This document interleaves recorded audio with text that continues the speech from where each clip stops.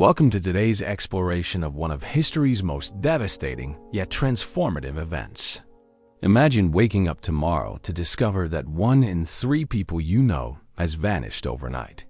Streets once bustling with merchants and children now echo with silence, broken only by the rumble of death carts collecting bodies.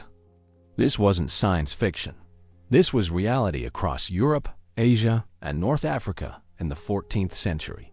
The Black Death didn't just kill an estimated 75 to 200 million people between 1347 and 1351. It shattered the very foundations of medieval society, toppled empires, revolutionized economics, transformed art and literature, reshaped religious beliefs, and ultimately birthed the Renaissance and the modern world as we know it. From the collapse of feudalism to the rise of capitalism, from the decline of the Catholic Church's absolute authority to the emergence of scientific thinking, this single pandemic rewrote the course of human civilization. Today, we'll journey through this dark chapter of history and discover how death became the unlikely architect of progress. We'll witness the plague's arrival from the steppes of Asia, follow its devastating march across continents, and explore how survivors rebuilt their shattered world into something entirely new. This is the story of humanity's darkest hour and its most profound transformation. Chapter 1. The Mongol Highway of Death. The year is 1346, and deep in the steppes of Central Asia, something sinister is stirring. Mongol trade routes, stretching like arteries across the known world, have become conduits for more than silk and spices. In the bustling cities along the Silk Road, merchants notice disturbing reports trickling in from the east. Entire Mongol settlements are falling silent. Caravans arrive with half their members missing, the survivors speaking in hushed tones of a mysterious illness that kills with terrifying speed. The disease that would later terrorize Europe is already carving a path of destruction across Asia. Modern historians estimate that China's population plummeted from 125 million to 90 million during this period. The Mongol Empire, once the largest contiguous land empire in history, finds itself powerless against an enemy it cannot see or fight. Golden Horde territories around the Black Sea become graveyards, their once mighty armies reduced to scattered survivors fleeing westward. But the Mongols have unwittingly created the perfect storm for pandemic spread. Their vast trade networks, stretching from Beijing to the shores of the Black Sea, have connected distant populations like never before in human history. Caravanserai fortified roadside inns, where traders rest, become inadvertent mixing chambers where the disease jumps from one traveling party to another. The very infrastructure that brought prosperity to the medieval world now becomes its doom. In the port city of Kaffa, on the Crimean Peninsula, Mongol forces are besieging Italian trading posts. But by 1346, the besiegers face a more formidable enemy than the defenders' walls. The plague ravages their ranks with such ferocity that their siege becomes a desperate attempt to escape their own mortality. In a moment of either brilliant tactical thinking or pure vindictive fury, the dying Mongol commanders order something unprecedented. They catapult plague-infected corpses over the city walls.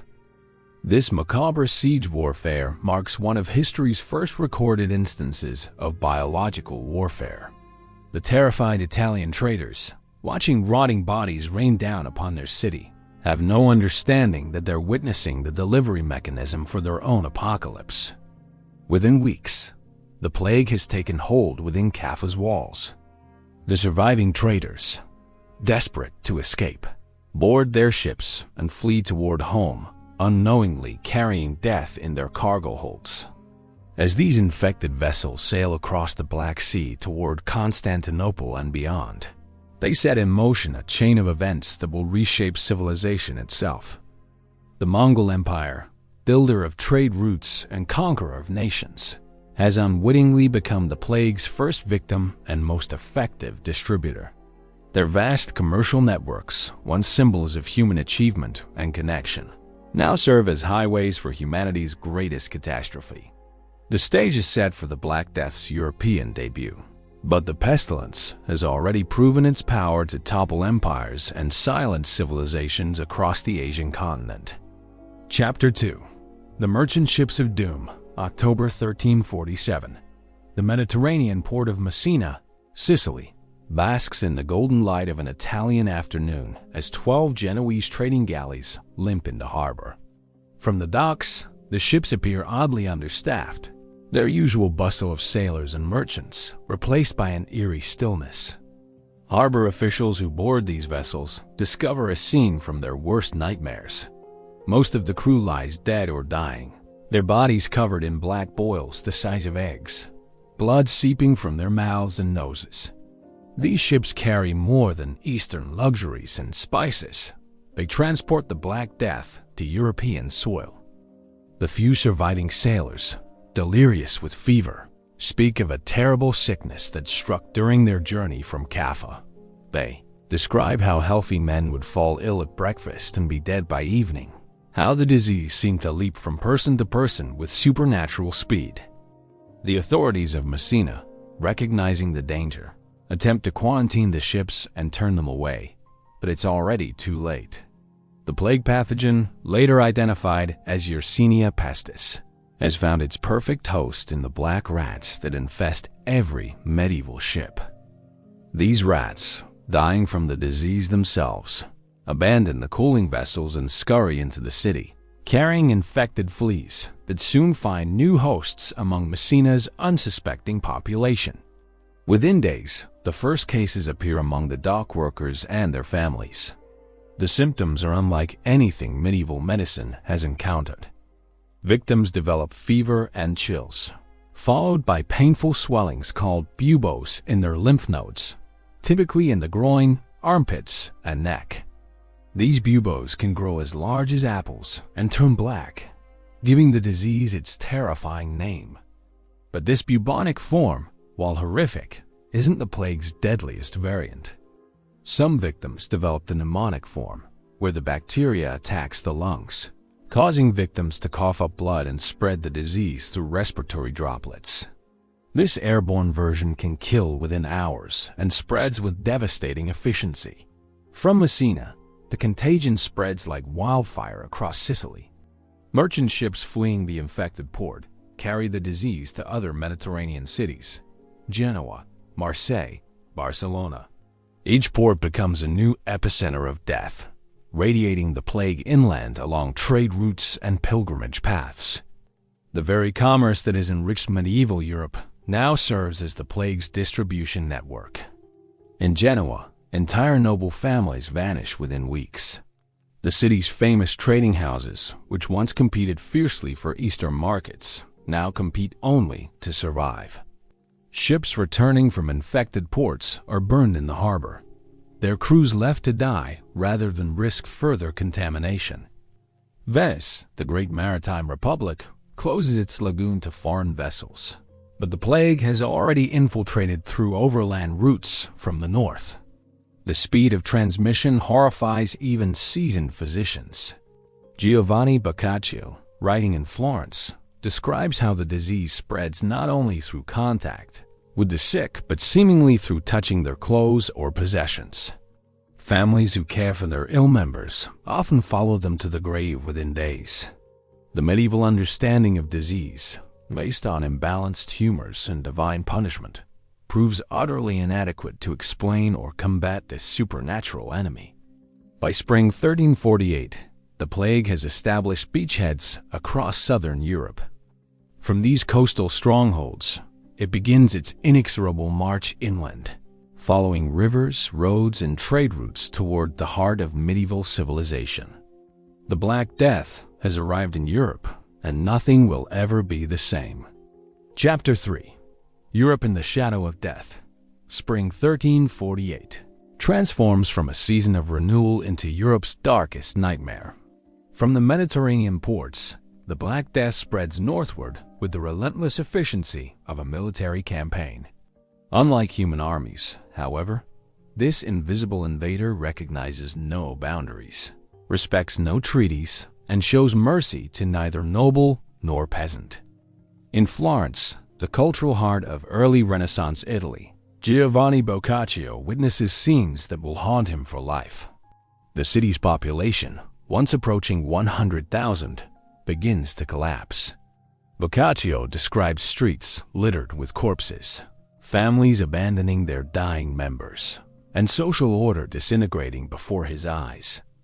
The magnificent churches that once showcased Florentine wealth and piety become morgues, their floors carpeted with the dead. The city's famous wool trade, backbone of its economy, grinds to a halt as workers flee or perish. The plague's march northward follows predictable patterns. It travels fastest along major trade routes, the roads that connect cities to ports, the rivers that carry commerce inland. Milan, Venice, and Genoa become charnel houses. The disease leaps the Alps into France, where it arrives in Marseille simultaneously with the Italian outbreak. From there, it radiates outward like ripples from a stone dropped in still water. Paris, Europe's largest city with nearly 200,000 inhabitants, faces catastrophe by summer 1348. The Seine River, once the city's lifeline for trade and transport, becomes a highway for infection. The plague spreads rapidly through the city's crowded, unsanitary neighborhoods where families huddle together in single rooms. The University of Paris, medieval Europe's premier center of learning, loses many of its greatest scholars. The city's famous Cathedral of Notre Dame, still under construction, sees its building crews decimated. In England, the plague arrives at the port of Melcombe Regis in Dorset during the summer of 1348. A ship from Gascony, carrying wine and infected rats, introduces the pestilence to British soil. The disease spreads with terrifying speed through England's interconnected network of market towns and villages. Bristol, one of England's wealthiest ports, loses an estimated 40% of its population. London, the kingdom's commercial heart, faces complete social collapse as trade ceases and government functions grind to a halt. The plague shows particular virulence in crowded urban environments, but rural areas suffer equally devastating losses. Medieval villages, typically home to 300 to 500 people, often lose half their population or more. Entire hamlets are abandoned, their fields reverting to wilderness. The agricultural system that feeds Europe's population collapses as farmers die or flee. Those who survive often lack the knowledge or strength to maintain complex farming techniques developed over generations. The disease's psychological impact proves almost as devastating as its physical toll. Medieval Europeans have no concept of infectious disease transmission. They attribute the plague to divine wrath, astrological influences, or poisoning by minority groups. These explanations fuel panic and violence while providing no effective defense against the spreading contagion. Medical knowledge, based on ancient Greek texts and religious doctrine, proves utterly inadequate. Physicians prescribe bloodletting, purging, and prayer treatments that either hasten death or provide false hope. The few who recognize the disease's contagious nature flee, abandoning their patients and communities. The University of Paris medical faculty, consulted by the Pope, attributes the plague to a malignant conjunction of Mars, Jupiter, and Saturn, offering no practical guidance for survival. By winter 1348, the Black Death has established itself across Western Europe.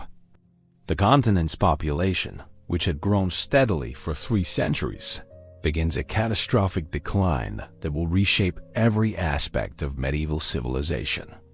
Chapter 4. The Collapse of the Medieval Order. The year 1349 witnesses the systematic destruction of medieval Europe's social, economic, and political foundations.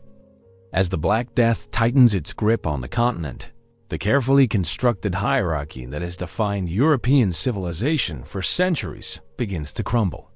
The feudal system, built on personal relationships between lords and vassals, proves as vulnerable to plague as the human bodies that sustain it. In the English countryside, Manor houses stand empty as entire noble families succumb to the pestilence. The Earl of Suffolk dies along with his heir, leaving vast estates without leadership. Similar scenes play out across Europe as the aristocracy, living in close quarters with large households, proves particularly vulnerable to the disease's spread. The feudal pyramid that places kings at the apex and serfs at the base collapses when plague recognizes no social distinctions. The agricultural system that feeds Europe faces complete breakdown. Villages that once supplied grain to nearby cities lie abandoned, their fields choked with weeds. In Normandy, contemporary chronicles describe entire parishes where only a handful of survivors remain to bury the dead. The Benedictine Abbey of Meaux in England records the deaths of nearly all its monks, leaving vast monastic estates without management or workers. Labor shortages become catastrophic. The peasant population, backbone of medieval agriculture, suffers mortality rates between 30% and 60% across different regions. Those who survive discover their enhanced value in a suddenly labor-scarce economy. For the first time in centuries, common workers possess bargaining power. They demand higher wages, better working conditions, and freedom to move between employers, demands that challenge the fundamental principles of feudal society. England's King Edward III faces a kingdom in chaos. The royal administration struggles to function as clerks, judges, and tax collectors die or abandon their posts. The king's attempt to maintain pre-plague wage levels through the Statute of Laborers in 1351 proves largely unenforceable. Local magistrates, when they can be found, often ignore wage regulations rather than lose what workers remain. The monarchy's authority, once seemingly absolute, reveals its dependence on social structures that plague has shattered. The Church, medieval Europe's most powerful institution, suffers devastating losses. Priests, who provide last rites and comfort to the dying, face constant exposure to infection. In England, over 40% of parish priests died during the plague years. Entire monasteries fall silent as their communities perish. The Diocese of Bath and Wells loses so many clergy that the bishop authorizes laypeople to hear confessions, an unprecedented departure from Catholic doctrine that would have been unthinkable before the crisis. This clerical catastrophe has profound spiritual consequences. Survivors witness clergy fleeing their duties, abandoning the faithful in their hour of greatest need. The Church's claim to special divine protection appears hollow when priests and bishops die as readily as common sinners. Popular faith, once the bedrock of medieval society, begins to crack under the weight of unanswered prayers and divine silence. Urban centers face complete economic collapse. The guilds that regulate trade and craftsmanship lose entire memberships. Master craftsmen who once jealously guarded their skills die without passing knowledge to apprentices. Venice's Doge Andrea Dandolo dies of plague, leaving the Maritime Republic without effective leadership. The city's famous glass industry on Murano nearly vanishes as skilled artisans perish, taking centuries of accumulated knowledge with them. The monetary system that facilitates European trade begins to break down. Merchants die or abandon their businesses, leaving debts uncollected and contracts unfulfilled. The Medici banking houses in Florence face massive losses as borrowers across Europe perish. International commerce, which has fueled medieval prosperity, contracts dramatically as surviving populations focus on basic survival rather than luxury consumption. Yet within this collapse lie the seeds of revolutionary change. The old certainties that governed medieval life, divine right of kings, fixed social hierarchy, the Church's spiritual monopoly, all prove fragile in the face of universal mortality. Survivors will rebuild their world according to new principles, creating the foundations of modern European civilization. Chapter 5. The Dance of Death. As 1349 progresses, European society doesn't merely suffer, it transforms in ways both horrifying and profound. The Black Death becomes more than disease. It evolves into a cultural phenomenon that reshapes art, literature, music, and the very way people understand life and death. In this crucible of mortality, medieval culture dies and something entirely new begins to emerge. The artistic response to the plague creates some of history's most powerful imagery. The Dance of Death, or Macabre, becomes the defining artistic motif of the era. These haunting paintings and manuscripts depict death as a skeletal figure leading representatives of every social class: kings and peasants, bishops and merchants, children and elderly, in a final, equalizing dance. Churches across Europe commission these works, their walls becoming galleries of mortality that remind viewers of life's fragility and the futility of earthly distinctions. In the Campusano of Pisa, the fresco, The Triumph of Death, captures the era's obsession with mortality. The painting shows death as a winged hag, swooping down upon a group of young nobles enjoying a garden party, while nearby, hermits contemplate skulls and embrace their spiritual mortality. The artwork's message resonates powerfully with plague survivors. Neither wealth nor beauty provides protection from death's inevitability. Literature undergoes equally dramatic transformation.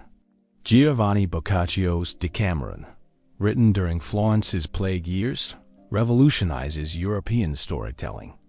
His framed narrative, young people fleeing to a villa to escape the plague while entertaining themselves with stories, provides a new model for literature that combines social realism with narrative innovation.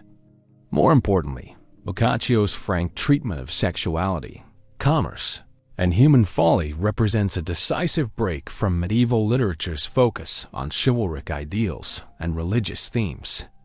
The plague spawns new forms of religious expression that would have been considered heretical before the crisis. Flagellant movements spread across Europe as desperate populations seek to appease God's apparent wrath through extreme penance. These processions of self-torturing penitents, beating themselves bloody with whips and chains, represent both religious fervor and social rebellion. They challenge church authority by claiming direct access to divine forgiveness without priestly intermediation.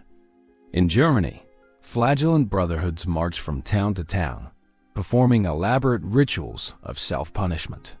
They sing hymns describing the plague as God's judgment while stripping naked and flogging themselves until blood flows.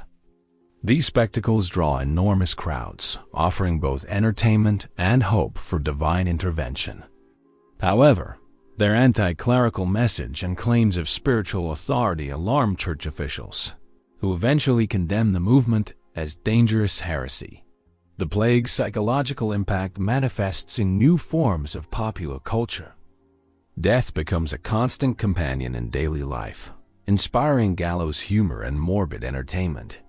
Mystery plays, performed in town squares, increasingly feature death as a character who mingles with earthly figures. These performances blend religious instruction with dark comedy, reflecting audiences' complex relationship with mortality. Musical culture transforms as well.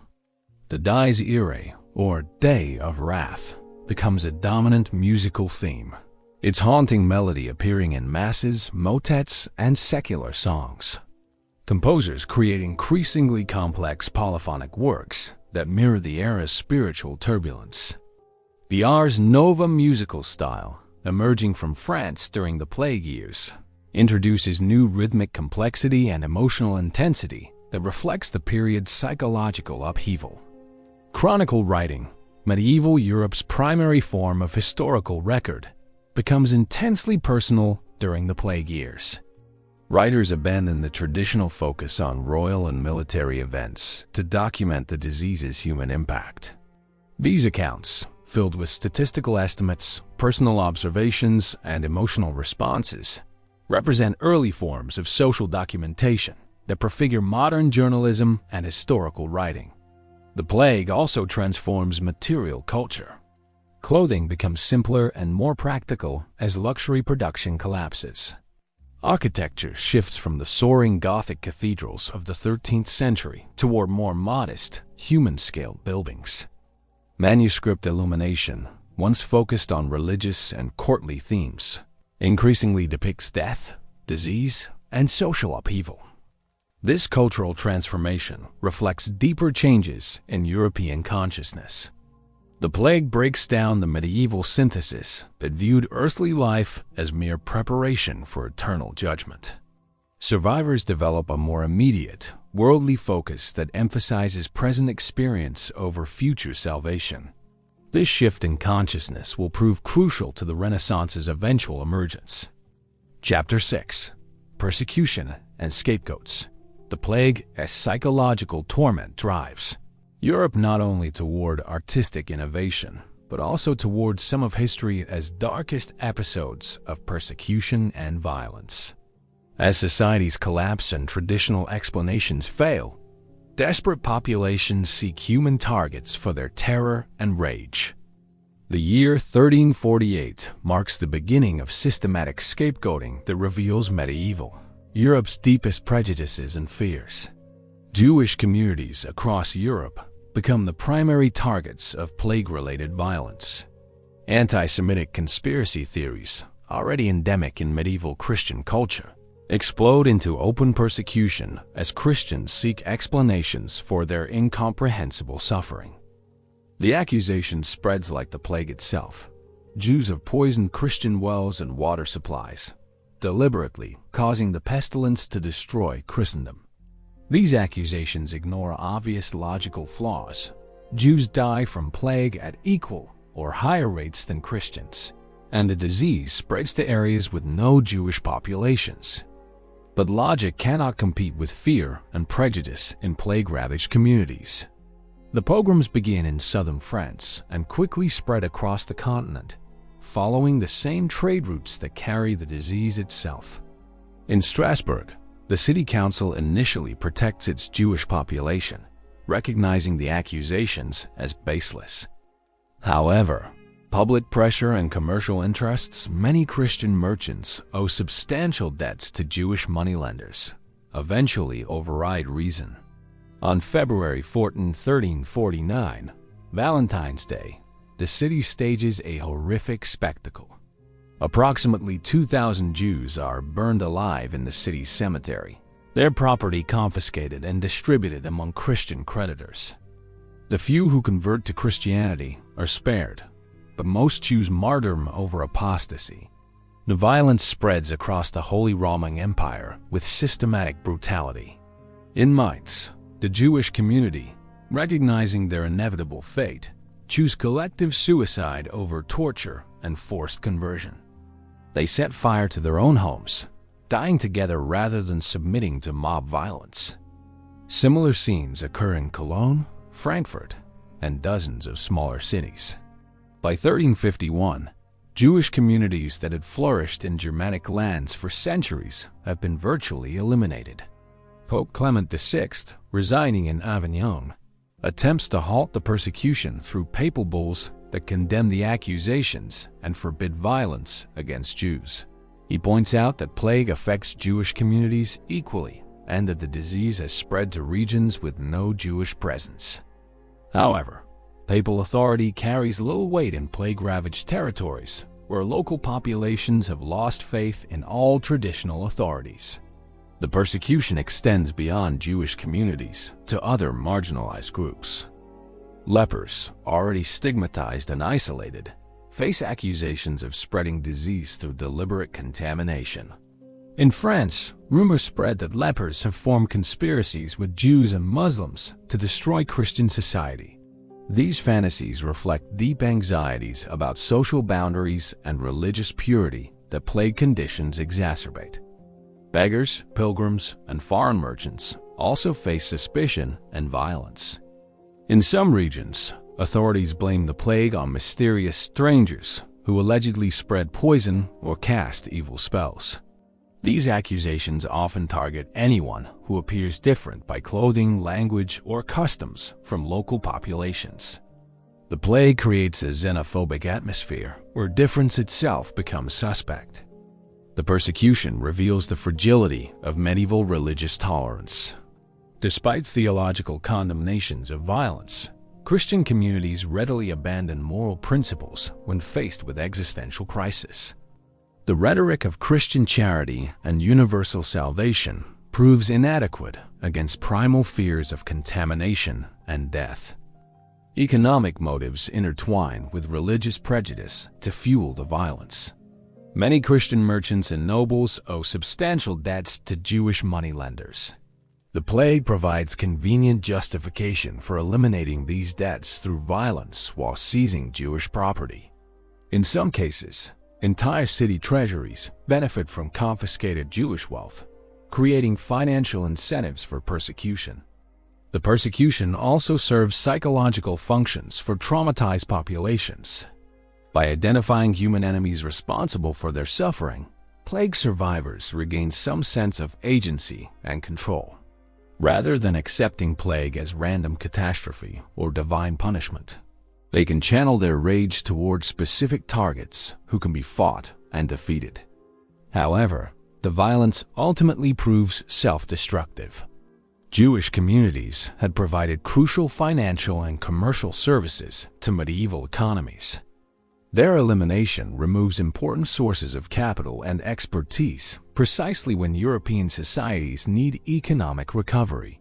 The persecution also normalizes violence and scapegoating that will resurface during future crises. The plague years establish patterns of prejudice and persecution that will haunt European history for centuries. The readiness to blame minorities for social catastrophes, the willingness to abandon moral principles during crises, and the use of religious rhetoric to justify violence all emerge from the Black Death's crucible. Chapter 7. The Church in Crisis. The year 1349 witnesses the Catholic Church face its greatest existential crisis since Constantine's conversion a millennium earlier. An institution that claims divine protection and spiritual authority watches helplessly as plague devastates its clergy, empties its monasteries, and shatters popular faith. The Church's response to this unprecedented challenge will reshape European religion and accelerate the intellectual movements that eventually produce the Reformation. In Avignon, Pope Clement VI confronts a catastrophe that challenges fundamental Catholic doctrine. The papal court, established in southern France since 1309, has become a symbol of ecclesiastical wealth and worldly power. But even papal luxury cannot protect against plague. The disease infiltrates the papal palace, killing cardinals, bishops, and countless lesser clergy. The Pope himself survives, but his authority suffers irreparable damage as the institution claiming divine favor proves as vulnerable as any earthly power. The mortality rate among clergy across Europe reaches staggering proportions. Parish priests, who provide last rites and spiritual comfort to dying parishioners, face constant exposure to infection. In England's Diocese of Norwich, over 60% of parish priests die during the plague years. The Diocese of Winchester loses 49% of its clergy. Similar devastation affects monasteries and convents, where communal living ensures rapid disease transmission. This clerical catastrophe creates a spiritual vacuum that transforms European Christianity. Surviving populations witness their spiritual leaders fleeing danger, abandoning flocks in moments of greatest need. Stories spread of priests refusing to administer last rites, bishops fleeing their dioceses, and monasteries closing their doors to plague victims. The Church's claim to moral authority crumbles as clergy demonstrate their humanity through fear and self-preservation. The shortage of qualified clergy forces the Church to lower ordination standards dramatically. Men with minimal theological training become priests simply because bodies are needed to perform sacraments. The University of Paris reduces its theology program from 7 years to just 2. Bishops ordain candidates who can barely read Latin and have no understanding of complex theological concepts. This intellectual degradation weakens the Church's scholarly tradition and reduces religious education. to basic ritual performance. Popular religious practices undergo fundamental transformation, with priests unavailable or unwilling to provide traditional services. Lay people assume unprecedented religious responsibilities. In many regions, ordinary Christians perform marriages, baptisms, and even hear confessions activities previously restricted to ordained clergy. While church authorities later condemn these practices, the crisis establishes precedents for lay religious participation that will influence Protestant reforms. The plague spawns new forms of religious extremism that challenge Orthodox Catholic teaching. Mystical movements, emphasizing direct personal experience of the divine, gain popularity among populations disillusioned with institutional religion. The Brethren of the Free Spirit preach that plague survivors represent God's chosen people, freed from conventional moral restraints. These antinomian beliefs terrify church authorities while attracting followers seeking religious meaning beyond traditional sacraments.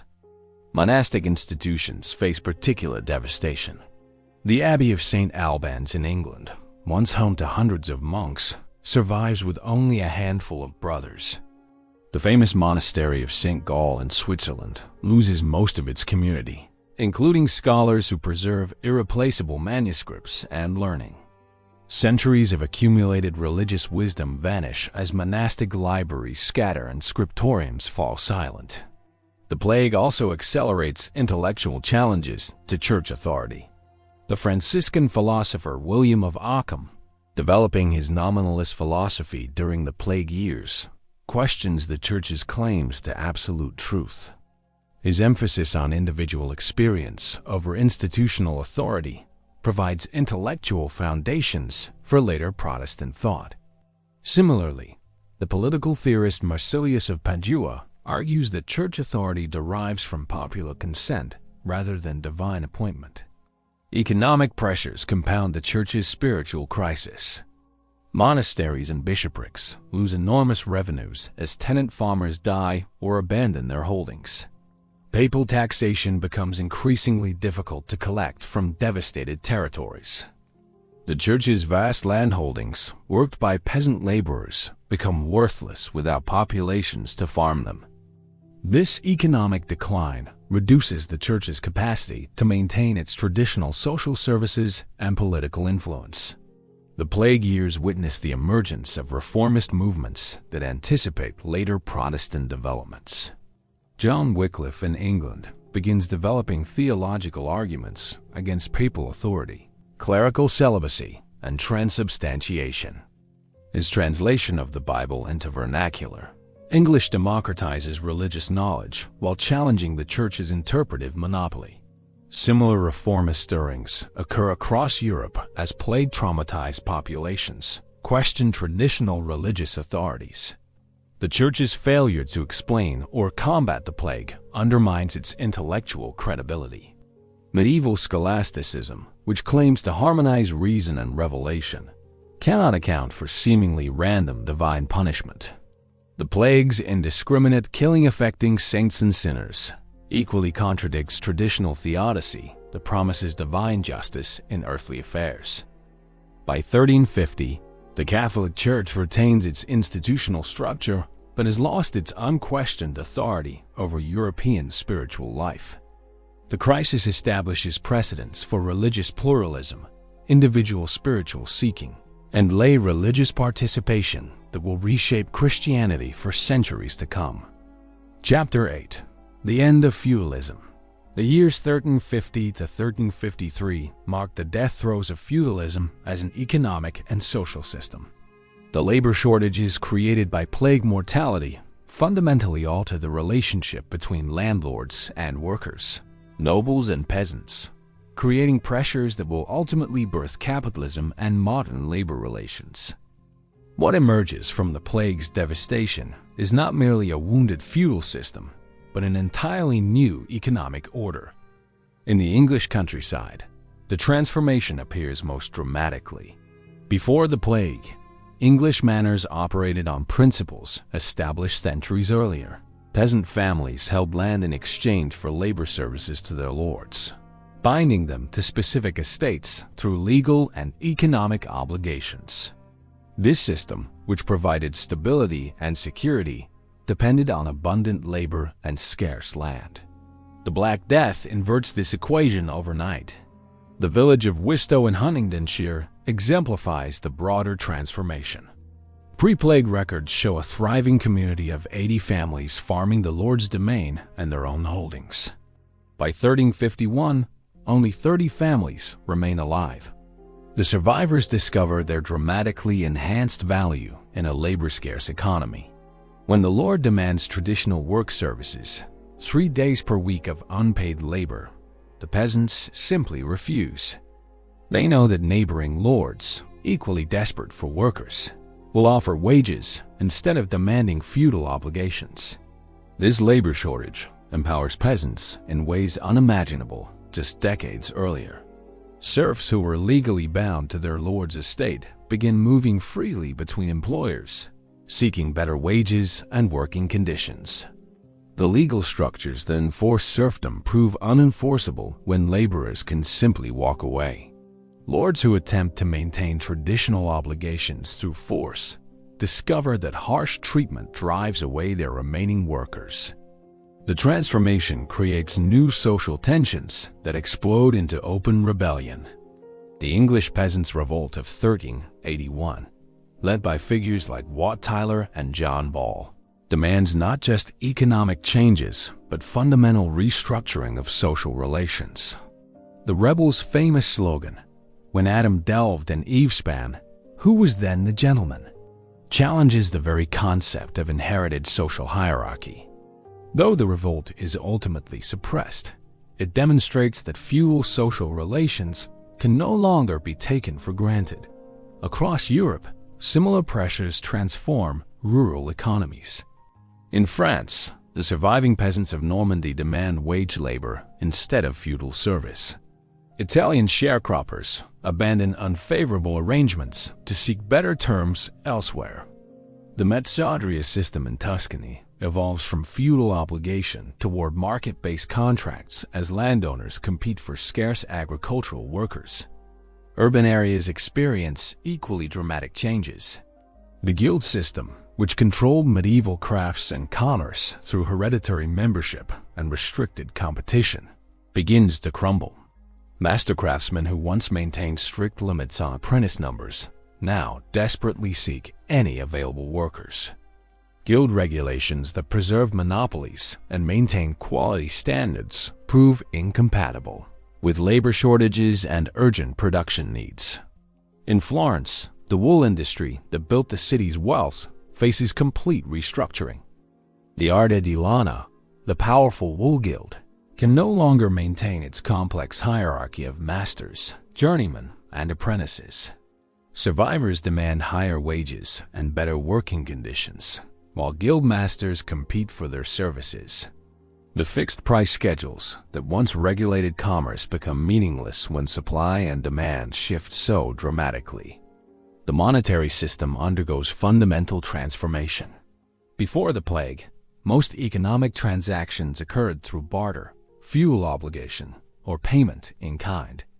The labor shortage forces widespread adoption of monetary wages as lords compete for workers. This monetization of labor relations accelerates the development of banking, credit, and commercial law that will characterize early capitalism. England's Statute of Laborers, 1351, represents desperate attempts to maintain pre-plague economic relations through legal force. The law mandates that workers accept pre-plague wage levels and forbids movement between employers. However, enforcement proves largely impossible. Local magistrates, themselves facing labor shortages, often ignore violations rather than lose their own workers. The statute's failure demonstrates that economic forces have become more powerful than legal traditions. The transformation extends to agricultural techniques and land use. With fewer workers available, survivors abandon labor-intensive farming methods in favor of less demanding alternatives. In England, many lords convert arable land to sheep pasture, which requires minimal labor while producing wool for export markets. This shift from subsistence agriculture toward market-oriented production represents a crucial step toward commercial farming. Women's economic roles expand dramatically as labor shortages create new opportunities. Widows who inherit their husbands' holdings often continue operating farms and businesses independently. Young women find employment in crafts and trades previously restricted to men. These economic gains provide foundations for gradual improvements in women's legal and social status. The Plague Years establish new principles that will govern European economic development for centuries. The idea that labor has market value, that workers can negotiate their conditions, and that economic relationships should be based on mutual benefit rather than inherited obligation all emerge from the crucible of plague-induced labor shortage. By 1353, feudalism survives as a legal framework in many regions, but its economic foundations have been irreparably damaged. The seeds of capitalism, planted in plague-devastated soil, begin their growth toward the modern world economy. Chapter 9. The Birth of the Renaissance Mind. From the ashes of medieval certainty, the Plague Years of 1347 to 1351 forge a new European consciousness that will define the Renaissance and modern thought. The Black Death doesn't merely kill bodies, it destroys entire worldviews, forcing survivors to develop new ways of understanding humanity, nature, and society. This intellectual transformation proves as revolutionary as any political or economic change, creating the foundations for humanistic thinking, scientific inquiry, and artistic innovation that will reshape Western civilization. In Florence, Giovanni Boccaccio completes his Decameron in 1353, creating a work that exemplifies the emerging Renaissance sensibility while establishing entirely new literary forms that will influence storytelling for centuries. His collection of tales, told by young nobles fleeing plague-ravaged Florence, marks a decisive break from medieval literary traditions that emphasize divine providence and moral instruction. Instead of focusing on chivalric romance or religious allegory, Boccaccio presents human beings as complex, contradictory creatures driven by passion, greed, humor, and survival instinct rather than noble ideals or divine purpose. The Decameron frame narrative ordinary people making sense of catastrophe through storytelling establishes a revolutionary relationship between literature and reality that anticipates modern narrative techniques. Medieval literature typically portrayed an idealized world where virtue triumphs and divine justice prevails according to providential design. Boccaccio presents a world where plague kills saints and sinners indiscriminately, where survival depends on wit, adaptability, and luck rather than moral worth or spiritual devotion. This psychological realism will become central to Renaissance art and literature while creating new forms of literary truth that acknowledge human complexity. The individual tales within the Decameron explore themes that would have been scandalous in pre-plague literature: clerical corruption, sexual desire, social mobility, and the triumph of clever commoners over incompetent nobles. These stories reflect post-plague social realities while celebrating human ingenuity and adaptability in face of catastrophic circumstances. Boccaccio's willingness to mock authority figures and traditional institutions demonstrates the intellectual freedom that emerges when established order collapses. Contemporary poets across Europe develop similar approaches that emphasize personal experience over abstract moral teaching. Geoffrey Chaucer's Canterbury Tales, begun in the 1380s but reflecting Plague-era consciousness, presents a diverse group of pilgrims whose stories reveal individual personalities rather than social types. This literary individualism mirrors broader cultural shifts toward valuing personal identity and subjective experience over collective conformity and traditional role expectations. The emergence of vernacular literature gains tremendous momentum during the Plague Years, as Latin's monopoly on serious writing breaks down alongside clerical authority. Dante's Divine Comedy, completed just before the plague but reflecting similar consciousness, demonstrates vernacular literature's capacity for philosophical sophistication and emotional depth. Post-plague writers expand this vernacular tradition, creating literary works that speak directly to contemporary experience rather than eternal truths, making literature accessible to broader audiences while fostering national cultural identities. The plague experience fundamentally alters European attitudes toward classical antiquity in ways that create the intellectual foundations for Renaissance humanism. Medieval scholars had preserved Greek and Roman texts, but interpreted them through Christian theological frameworks that subordinated pagan wisdom to reveal truth. Plague survivors, witnessing the failure of medieval institutions and explanations to provide adequate responses to catastrophic crisis, begin seeking wisdom from pre-Christian sources with new urgency and different interpretive approaches. They discover in classical authors like Cicero, Seneca, Marcus Aurelius, and Aristotle philosophical approaches that emphasize human agency, rational inquiry, empirical observation, and stoic acceptance of mortality, all attitudes that prove more psychologically satisfying than medieval resignation to divine will. These classical texts offer models for understanding human nature and social organization that acknowledge tragedy and uncertainty while maintaining dignity and purpose, providing intellectual resources for rebuilding civilization after catastrophic collapse. Petrarch, writing during the plague years and often considered the father of Renaissance humanism, develops a revolutionary relationship with classical texts that emphasizes their human rather than divine insights. His letters to ancient authors, Cicero, Livy, Virgil, treat them as personal correspondents and intellectual companions rather than distant authorities or historical curiosities.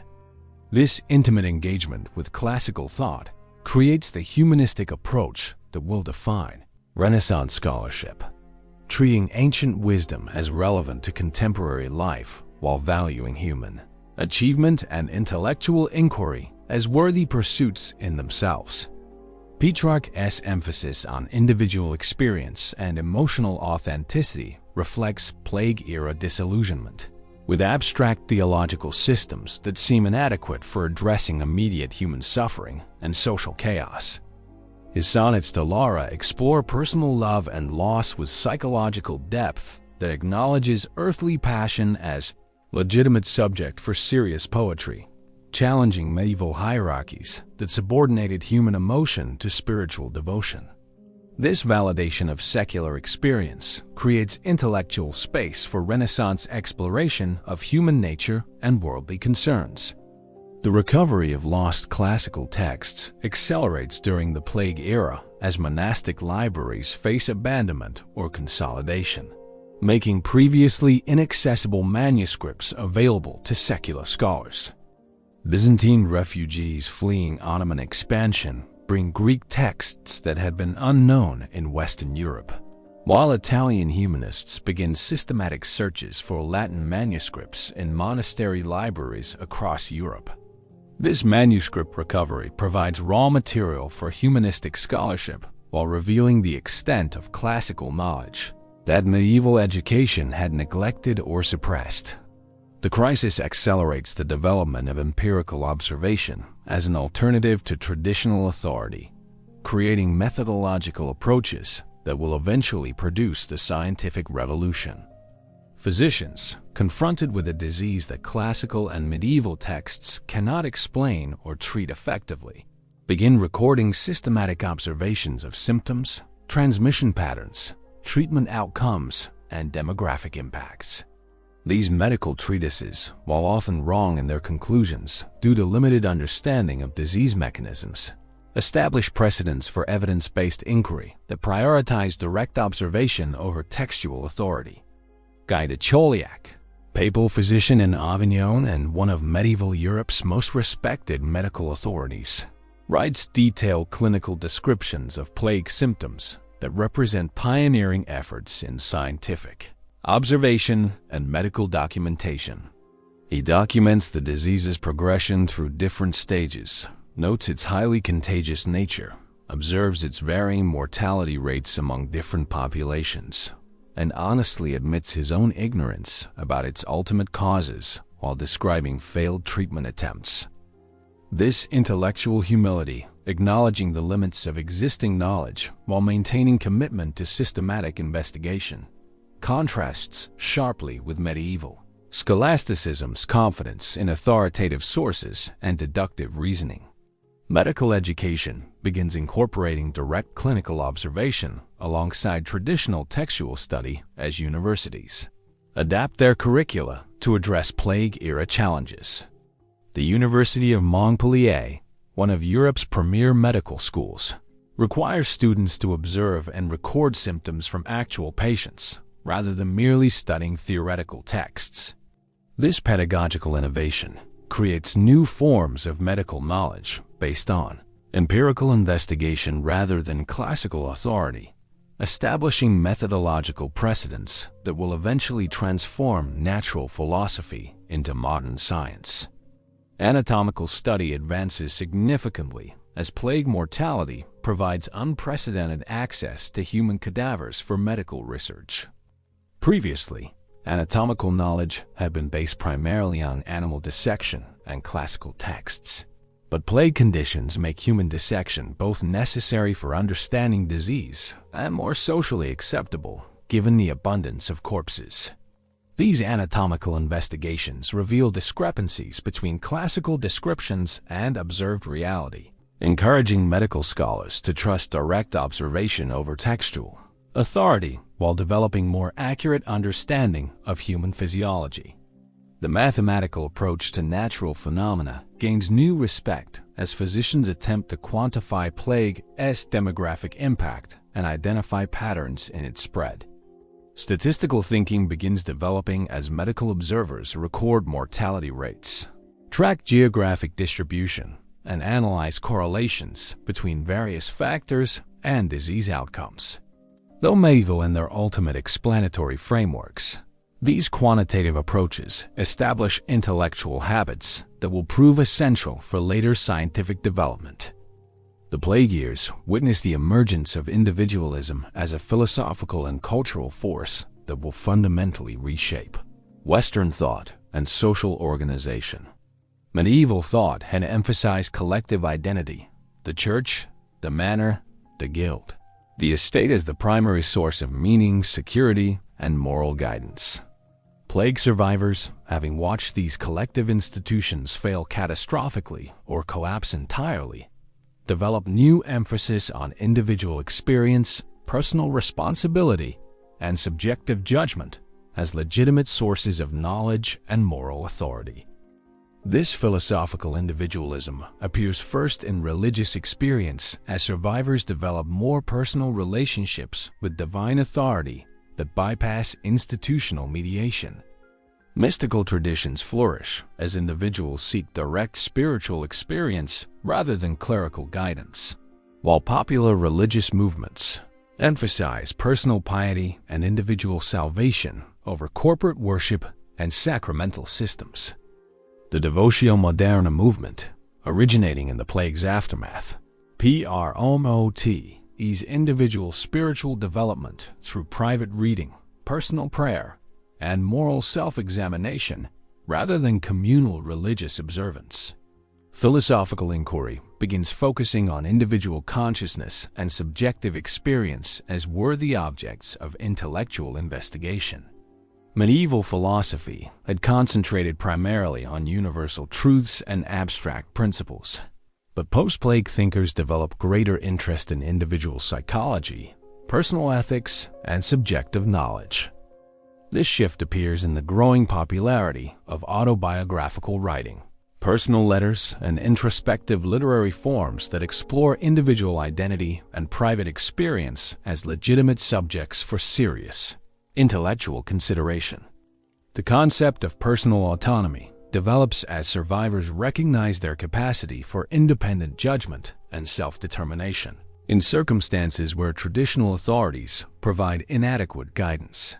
Plague survivors must make life and death decisions about where to live, whom to trust, how to earn living, and what beliefs to maintain without reliable institutional support or customary precedents. This experience of radical self-reliance creates new appreciation for individual agency, while fostering skepticism toward external authorities that claim exclusive access to truth or proper conduct. Portrait painting, virtually unknown in medieval art except for royal or saintly subjects, begins developing during the Plague era as artists focus on individual human faces rather than religious archetypes or symbolic representations. The emerging bourgeoisie, enriched by post-plague economic opportunities and social mobility, commissions artworks that celebrate personal achievement, family identity, and individual character rather than divine glory or social hierarchy. This artistic individualism reflects broader cultural changes that prioritize human accomplishment over spiritual submission while creating new markets for artistic production. Realistic representation gains prestige as artists develop techniques for depicting human emotion, individual personality, and material circumstances with unprecedented accuracy and psychological depth. Medieval art had emphasized symbolic meaning and spiritual significance over visual accuracy, but post-plague artists begin valuing artistic skill that captures actual appearance and emotional states. This shift toward naturalistic representation will eventually produce Renaissance innovations in perspective, anatomy, and light that revolutionize European art while reflecting broader cultural emphasis on empirical observation and human-centered concerns. Secular subjects become increasingly acceptable in serious artistic production as plague survivors develop greater appreciation for worldly beauty and human achievement. Religious themes continue dominating artistic production, but artists begin exploring mythological subjects, historical events, and contemporary life with new sophistication and cultural legitimacy. This expansion of artistic subject matter reflects changing attitudes toward earthly existence that value temporal experience as worthy of artistic attention rather than merely preparation for eternal life. Artistic patronage systems evolve as new forms of wealth create alternative sources of funding for artistic production beyond traditional church and royal sponsorship. Successful merchants, banking families, and professional guilds commission artworks that celebrate their achievements while demonstrating cultural sophistication.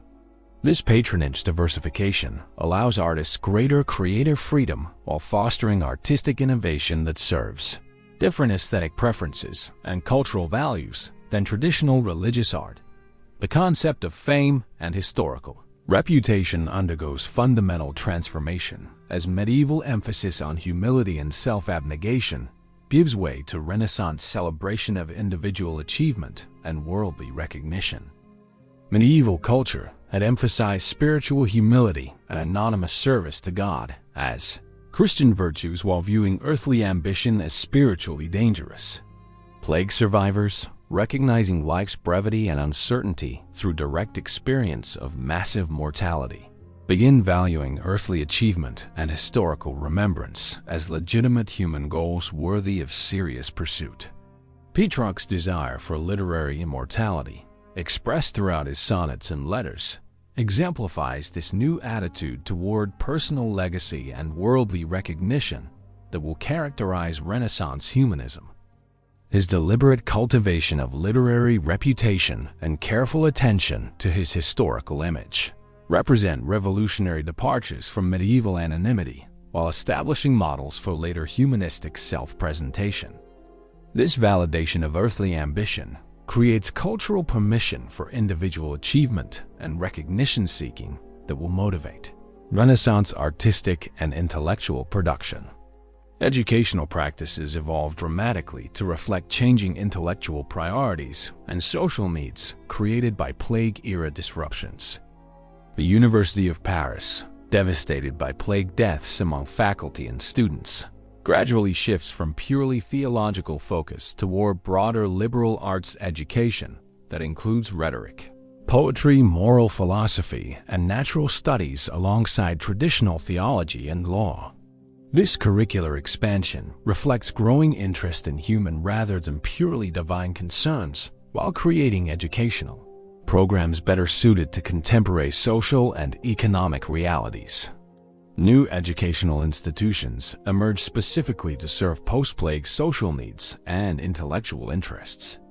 Humanistic schools develop curricula that emphasize classical literature, rhetorical training, and moral philosophy rather than medieval scholastic methods, creating educational experiences designed to produce culturally sophisticated and practically competent individuals, rather than purely theological scholars. These schools often employ secular teachers and serve lay students seeking preparation for commercial, legal, or diplomatic careers, rather than clerical vocations. The plague experience generates revolutionary forms of historical consciousness that establish foundations for modern historical analysis and social theory. Medieval chroniclers had typically interpreted historical events as manifestations of divine will, fulfillment of biblical prophecy, or examples of moral instruction, rather than complex social phenomena requiring systematic analysis. Plague chroniclers begin developing more secular analytical approaches that emphasize human agency, social causation, economic factors, and historical contingency, while recognizing the complexity of historical change.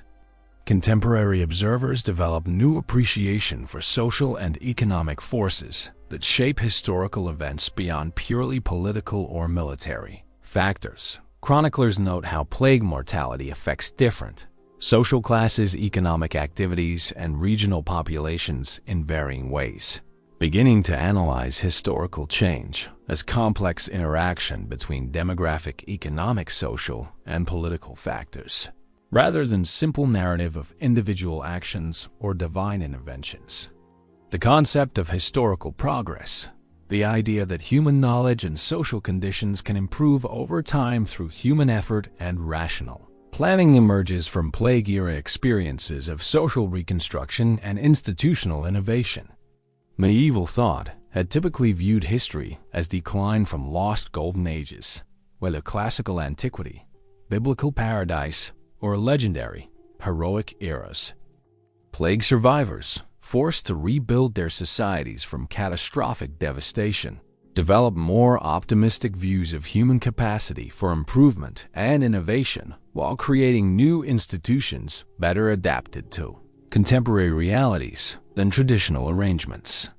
Women's intellectual roles expand significantly during the crisis as traditional gender restrictions prove incompatible with labor shortages and social upheaval that require female participation in previously male-dominated activities. Christine de Pizan, writing in the early 15th century, builds directly on precedents established during the plague years to argue systematically for women's intellectual equality and valuable social contributions. Her works reflect broader changes in gender relations that begin during the crisis decades while articulating theoretical justifications for women's expanded social participation.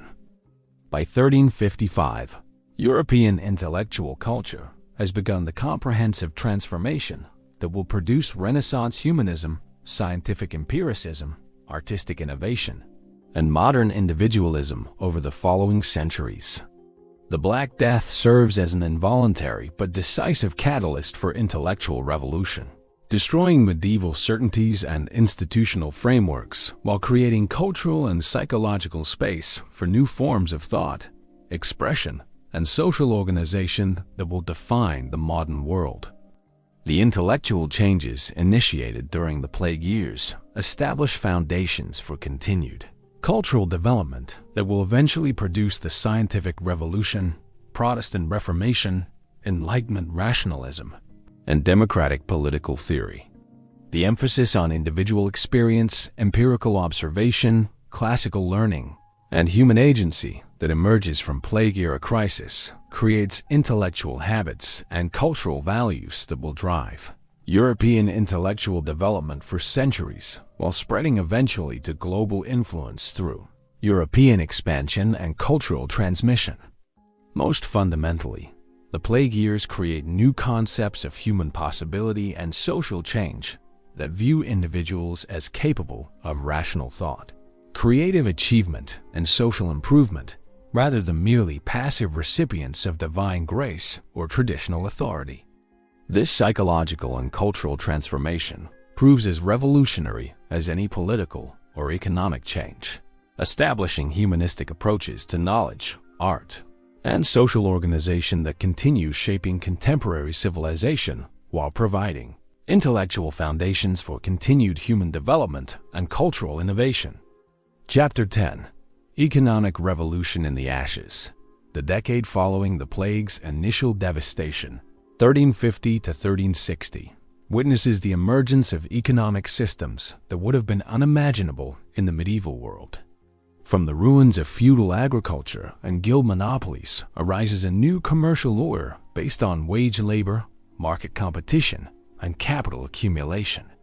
The Black Death doesn't merely damage the old economy, it creates the foundations of capitalism itself, establishing principles and practices that will eventually dominate global commerce and transform human civilization.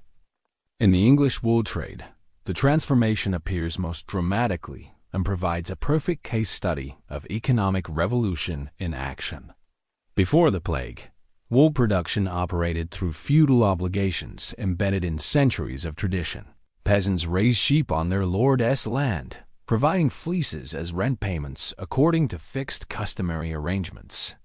The great monasteries, particularly the Cistercians with their vast Yorkshire estates, dominated large-scale wool production through their massive landholdings and extensive serf labor. The entire system functioned according to status relationships and traditional obligations, rather than market calculations or profit maximization. By 1355, this ancient system has collapsed entirely under demographic pressure. Labor shortages make feudal obligations unenforceable, while monastic communities lack the manpower to maintain their enormous flocks. The Abbey of Fountains, once home to hundreds of monks managing thousands of sheep across vast Yorkshire holdings, survives with only a handful of brothers who cannot possibly oversee traditional operations. The monastery's wool production, which once supplied Flemish and Italian markets, virtually disappears as the monastic economy crumbles. Into this vacuum step individual entrepreneurs who recognize opportunity within catastrophe and begin creating entirely new forms of economic organization. These new capitalist farmers purchase or lease abandoned monastic lands at dramatically reduced prices, then hire wage laborers to tend sheep according to market-driven calculations rather than traditional obligations. The Cotswolds region of England becomes a laboratory for this emerging economic model, as enterprising survivors build substantial fortunes from what was once feudal obligation, transforming themselves from peasants into capitalist farmers within a single generation. The transformation of land tenure systems across Europe creates unprecedented opportunities for agricultural innovation and efficiency. In France, the collapse of seigneurial control allows peasant survivors to consolidate scattered strips into larger, more manageable holdings. The ancient three-field system gives way to more flexible crop rotations as farmers experiment with new techniques to maximize productivity from reduced labor forces. These agricultural innovations increase yields per worker while generating surplus crops that support larger urban populations and facilitate commercial development. Regional specialization emerges as communities focus on crops best suited to their soil and climate conditions rather than maintaining subsistence agriculture. Wine production expands dramatically in regions with suitable terrain, while grain cultivation concentrates in areas with the most productive soils. This specialization requires extensive trade networks and credit systems to exchange surplus production, creating new forms of commercial relationships that span vast distances and cultural boundaries. These proto-capitalist operations function according to revolutionary principles that challenge fundamental medieval assumptions about economic relationships. The New Wool entrepreneurs operate strictly according to market calculations. They pay competitive wages to attract the best workers, invest in improved breeding techniques to increase fleece quality, and sell their wool to the highest bidders regardless of traditional obligations or social relationships. Profit becomes the primary measure of success rather than social status or religious merit, establishing the quantitative thinking that will characterize modern business. The transformation extends far beyond agriculture into manufacturing and commerce, creating entirely new forms of industrial organization that anticipate the Industrial Revolution by several centuries. In Florence, the traditional guild system that controlled cloth production begins adapting to new realities imposed by demographic catastrophe.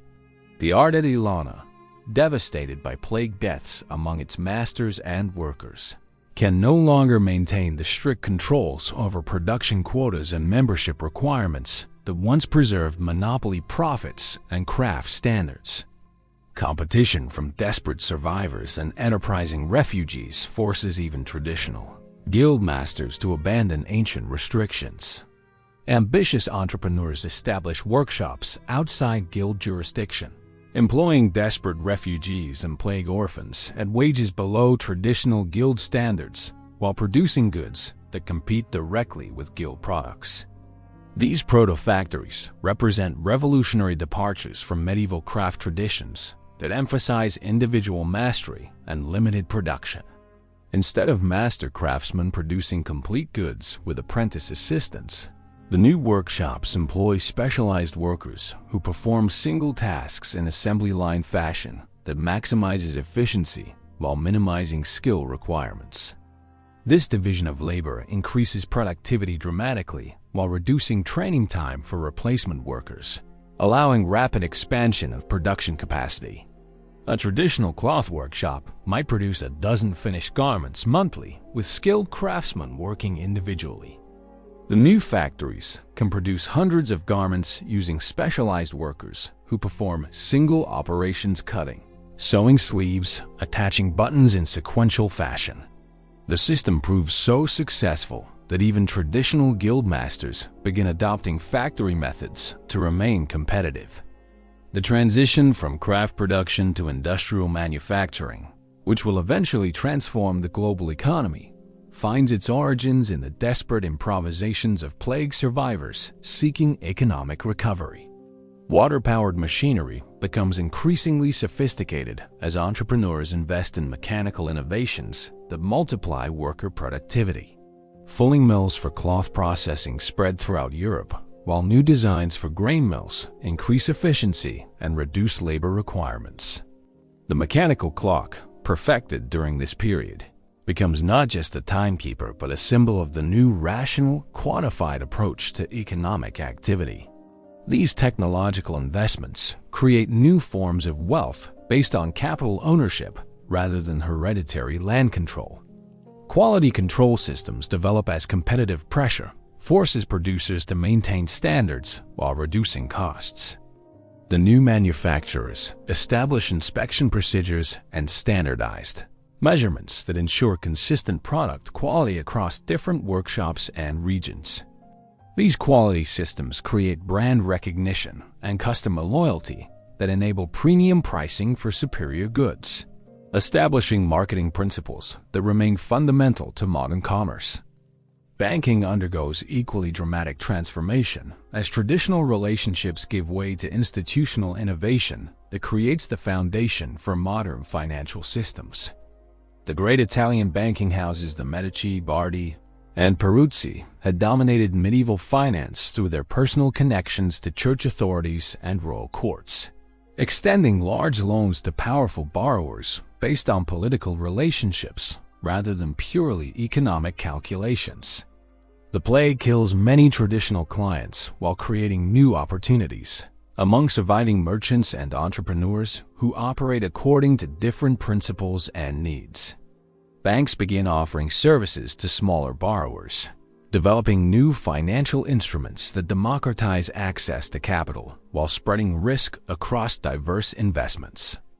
The Medici Bank, rebuilding after plague losses under the leadership of Giovanni de' Medici, pioneers innovative lending practices that evaluate borrowers according to business potential rather than social status. They establish branch networks that facilitate international trade while developing double-entry bookkeeping systems that provide accurate profit and loss accounting. These innovations transform banking from personal relationship-based lending toward institutional financial services that operate according to quantitative analysis. Credit instruments evolve rapidly to serve new commercial needs. Bills of exchange become more sophisticated, allowing merchants to conduct business across vast distances without physically transporting gold or silver. Letters of credit facilitate international trade by guaranteeing payment from unknown foreign buyers. Insurance contracts protect merchants against losses from shipwreck, theft, or political upheaval. These financial innovations make possible larger-scale commercial ventures while reducing the risks that previously limited business expansion. Interest rate systems develop as competitive banking creates market-determined pricing for borrowed capital. Medieval prohibition of usury gives way to sophisticated analysis of risk and return that allows rational pricing of credit. Different types of loans, commercial, agricultural, real estate command different interest rates based on their risk profiles and market demand. This rational pricing of money creates more efficient capital allocation while encouraging investment in productive economic activities. The new banking practices reflect broader changes in commercial mentality that emphasize rational calculation over traditional relationships. Medieval banking had operated largely through personal trust and family connections, with lending decisions based on social standing and political influence. The post-plague banking system evaluates creditworthiness according to objective financial criteria, creating more democratic access to capital while encouraging entrepreneurial initiative among previously excluded social groups. International trade networks undergo revolutionary expansion as demographic changes create new demand patterns, while political disruption opens previously closed markets. The traditional luxury trade that connected Europe with Asia through Middle Eastern intermediaries adapts to serve broader markets for everyday goods. Spices, silk, and precious metals continue flowing along established routes, but now accompanied by wool, grain, manufactured goods, and other products that serve growing middle-class consumers rather than just aristocratic elites. Maritime technology advances rapidly as competitive pressure encourages navigation improvements and ship design innovations. The magnetic compass becomes standard equipment on commercial vessels, while improvements in sail design and hull construction allow larger cargo capacity and greater speed. These technological advances reduce transportation costs while improving delivery reliability, making possible new forms of commercial relationships across vast distances. Market towns multiply throughout Europe as commercial activity decentralizes from traditional urban centers toward locations that offer better access to raw materials, labor supplies, or transportation networks. These new commercial centers develop rapidly, often growing from small agricultural villages into thriving market towns within a few decades. The proliferation of markets increases competition while providing consumers with better access to goods and services at lower prices. Price information systems develop as merchants establish communication networks that provide current market data across extensive territories. Regular correspondence between trading partners creates the first systematic market intelligence, allowing rational decision-making about when and where to buy and sell different commodities. This information flow creates more efficient markets while reducing the price volatility that previously characterized medieval commerce. Commercial law evolves to serve new business relationships that transcend traditional jurisdictional boundaries. Merchant courts develop standardized contract enforcement procedures that protect commercial transactions regardless of the political territories involved. These legal innovations create predictable business environments that encourage long-term investment and complex commercial relationships. The emergence of competitive labor markets represents perhaps the most revolutionary development in post-plague economic relations. Before 1347, most Europeans worked according to hereditary obligations that bound them to particular lords, guilds, or communities. The demographic catastrophe destroys these traditional relationships, creating the first truly competitive labor markets in European history. Workers gain unprecedented bargaining power as labor shortages force employers to compete for available personnel. Agricultural laborers can demand higher wages, better working conditions, and greater personal freedom as landlords desperately seek hands for essential farm work. Craftsmen and artisans similarly benefit from increased demand for their skills, often doubling or tripling their previous incomes while gaining independence from traditional guild restrictions. Geographic mobility increases dramatically as workers move freely in search of better opportunities. Young people leave their birth communities to seek employment in distant regions where demand for their skills offers higher rewards. This population movement breaks down regional isolation while spreading new techniques and ideas across wider territories. The result is more efficient allocation of human resources and increased cultural exchange that accelerates innovation. Social mobility accelerates as economic opportunity replaces hereditary status as the primary determinant of living standards. Enterprising peasants become prosperous farmers. Skilled craftsmen establish independent workshops, and ambitious merchants build substantial commercial enterprises. These success stories inspire others to pursue economic advancement while creating new social elites based on achievement rather than birth. Women's economic participation expands significantly as labor shortages create opportunities previously closed to female workers. Widows inherit and operate businesses with unprecedented independence, while unmarried women find employment in crafts and trades that offer economic security without dependence on male relatives. Though gender equality remains limited, the Plague era establishes precedents for women's economic participation that gradually expand over succeeding generations. Cities undergo physical and economic transformation as commercial growth requires new infrastructure and institutional arrangements. Market squares expand to accommodate increased trade volumes, while new construction provides warehouses, workshops, and residential quarters for growing commercial populations.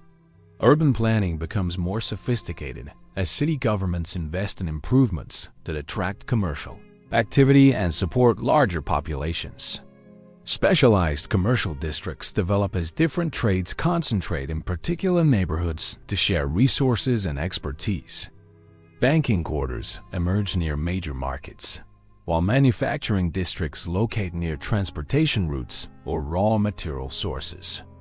This spatial organization increases efficiency while creating centers of innovation where competing enterprises drive technological and business method improvements. Municipal governments adapt to serve commercial interests while maintaining social order among diverse populations. City councils develop more sophisticated taxation systems that fund public improvements, while avoiding excessive burdens on commercial activity. Legal systems evolve to handle contract disputes and commercial conflicts according to standardized procedures that protect business relationships. Educational institutions adapt to serve commercial needs by providing practical training in mathematics, languages, and business methods. Universities establish new faculties that emphasize commercial law and practical philosophy rather than purely theological studies. These educational developments create more sophisticated business leadership while spreading commercial knowledge throughout society. Perhaps most fundamentally, The post-plague economic transformation establishes new modes of thinking that emphasize rational calculation over traditional custom in economic decision-making.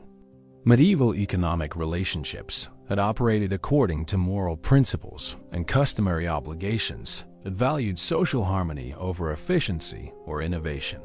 The new economic order prioritizes quantitative analysis and profit maximization while treating economic relationships as contractual arrangements rather than social bonds. Accounting methods become more sophisticated as businesses require accurate measurement of costs, revenues, and profits. Double-entry bookkeeping spreads throughout Europe, providing systematic methods for tracking complex commercial transactions while identifying profitable opportunities. These accounting innovations make possible larger and more complex business operations while enabling rational evaluation of different investment alternatives. Mathematical techniques advance as commercial calculations require more sophisticated numerical methods. Arabic numerals replace Roman numerals for business calculations, while new mathematical concepts facilitate complex commercial operations. The development of mathematical thinking for commercial purposes creates intellectual foundations that will eventually support scientific advancement and technological innovation. By 1360, Europe has undergone complete economic transformation from feudal relationships toward market-based capitalism. The new economic order emphasizes individual initiative, competitive markets, rational calculation, and profit maximization in ways that would have been incomprehensible to pre-plague medieval society. These economic innovations establish foundations for continued commercial development while creating social relationships and cultural values that will define European civilization for centuries to come. The Black Death destroys medieval economic order, but from its ashes emerges the modern commercial world that will eventually span the globe and transform human civilization itself. Chapter 11. The Dawn of the Modern World. By 1360, the Black Death's immediate devastation has passed, but its transformative power continues reshaping European civilization in ways that will echo through centuries. The world that emerges from plague as crucible bears little resemblance to the medieval society that existed just 15 years earlier. In these final years of the crisis, we witness the birth of recognizably modern institutions, ideas, and social relations that will define the next phase of human history. The demographic recovery reveals the plague's lasting impact on European society. Population levels remain dramatically reduced in England, as population won't return to pre-plague levels until the late 16th century. But the survivors have created more prosperous, mobile, and individualistic communities. Village studies from across Europe show higher per capita wealth, improved housing, and better nutrition among plague survivors compared to their ancestors. This demographic transformation creates entirely new settlement patterns. Abandoned villages dot the European countryside like ghost towns, their empty fields returning to forest, while survivors concentrate in more defensible and economically viable locations. In England alone, historians have identified over 3,000 deserted medieval villages, most abandoned during or immediately after the plague years. These empty spaces become laboratories for agricultural innovation as survivors experiment with new farming techniques on the best available land. The concentration of survivors in fewer, larger settlements accelerates urbanization in unexpected ways. Mid-sized towns grow rapidly as rural refugees seek opportunity and security within walls, while some major cities shrink as their populations disperse to take advantage of new opportunities in smaller communities. This urban-rural rebalancing creates a more integrated economic network that facilitates trade and cultural exchange across previously isolated regions. Marriage patterns undergo revolutionary changes that will influence European demographics for centuries. With traditional family networks shattered by plague mortality, young people gain unprecedented freedom in choosing spouses. Age at first marriage drops as economic opportunities allow earlier household formation, while surviving widows and widowers create complex blended families that challenge traditional inheritance patterns. These new family structures promote social mobility and individual economic advancement in ways unimaginable in pre-plague society. This prosperity stems from fundamental changes in economic relations that lay the groundwork for capitalist development. The surviving peasantry has largely escaped serfdom, gaining personal freedom and property rights that their grandparents could never have imagined. In England, the copyhold system replaces feudal villanage, giving peasant families heritable rights to their land in exchange for fixed rents rather than labor services. Similar transformations occur across Europe as lordship evolves from personal domination toward commercial landlord-tenant relationships. The labor shortage creates unprecedented opportunities for wage labor and occupational mobility.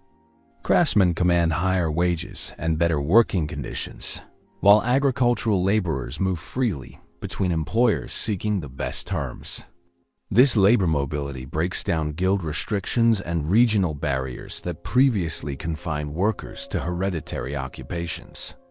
The result is a more efficient allocation of human resources and the emergence of competitive labor markets that will characterize modern economic systems. Credit systems develop rapidly to serve the needs of an increasingly commercial society. Italian banking houses establish branches across Europe, providing financial services to merchants, craftsmen, and even prosperous peasants. The Medici Bank, founded in 1397, creates international networks for currency exchange and investment that anticipate modern financial institutions.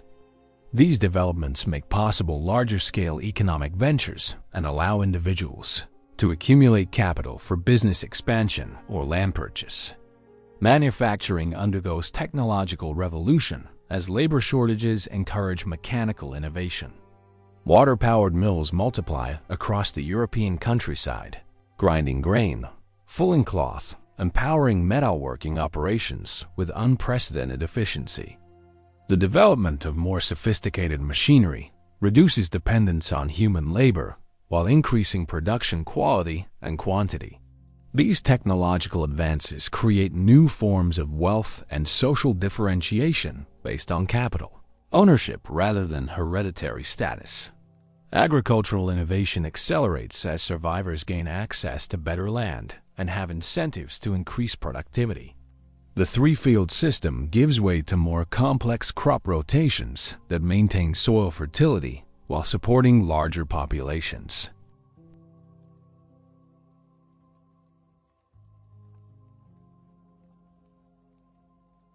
The heavy plow becomes more widely adopted, allowing cultivation of previously marginal lands and supporting population growth in recovering regions. The Church, though still Europe's most powerful institution, operates in a radically altered environment that foreshadows the Protestant Reformation. The papal court returns to Rome in 1377, ending the Avignon papacy, but papal authority has been permanently weakened by the plague years' revelations of clerical mortality and institutional failure. Popular religious movements emphasize personal piety and individual salvation rather than institutional mediation, anticipating Protestant developments by more than a century. The Western schism that follows the papacy's return to Rome further undermines church authority as competing popes claim legitimacy while condemning their rivals. This institutional crisis encouraged lay religious movements that bypass clerical mediation entirely. The Devotio Moderna, originating in the Low Countries, emphasizes interior spirituality and practical Christian living rather than elaborate theological speculation. Such movements create space for individual religious experience that will eventually challenge clerical monopoly on salvation.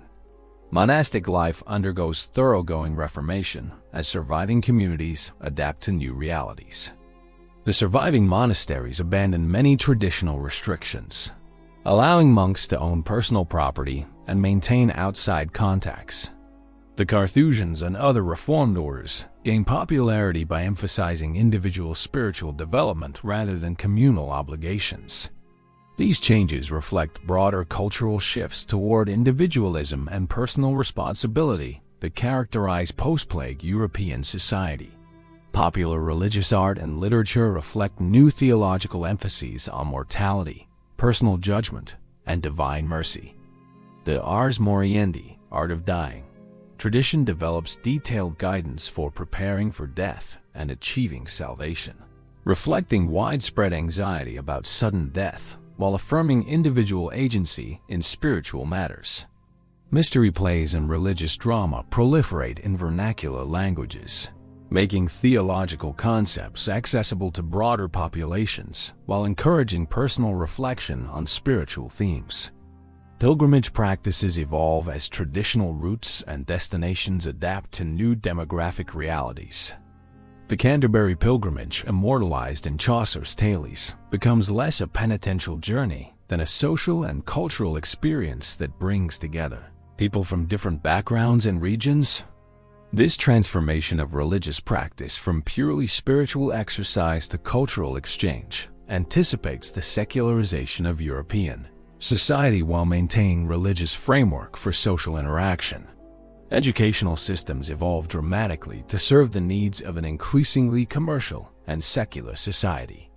New universities establish faculties of medicine and natural philosophy alongside traditional theology and law programs. The University of Prague, founded in 1348 during the plague years, pioneers curricula that emphasize practical knowledge and empirical observation rather than purely theoretical study. These educational innovations create new forms of intellectual authority based on demonstrated competence rather than traditional credentials. The vernacular languages gain new prestige as Latin's monopoly on learned discourse weakens permanently.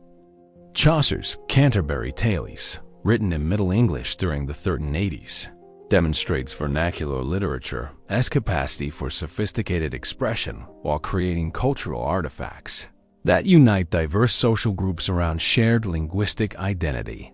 Similar developments occur across Europe as local languages become vehicles for serious intellectual and artistic work.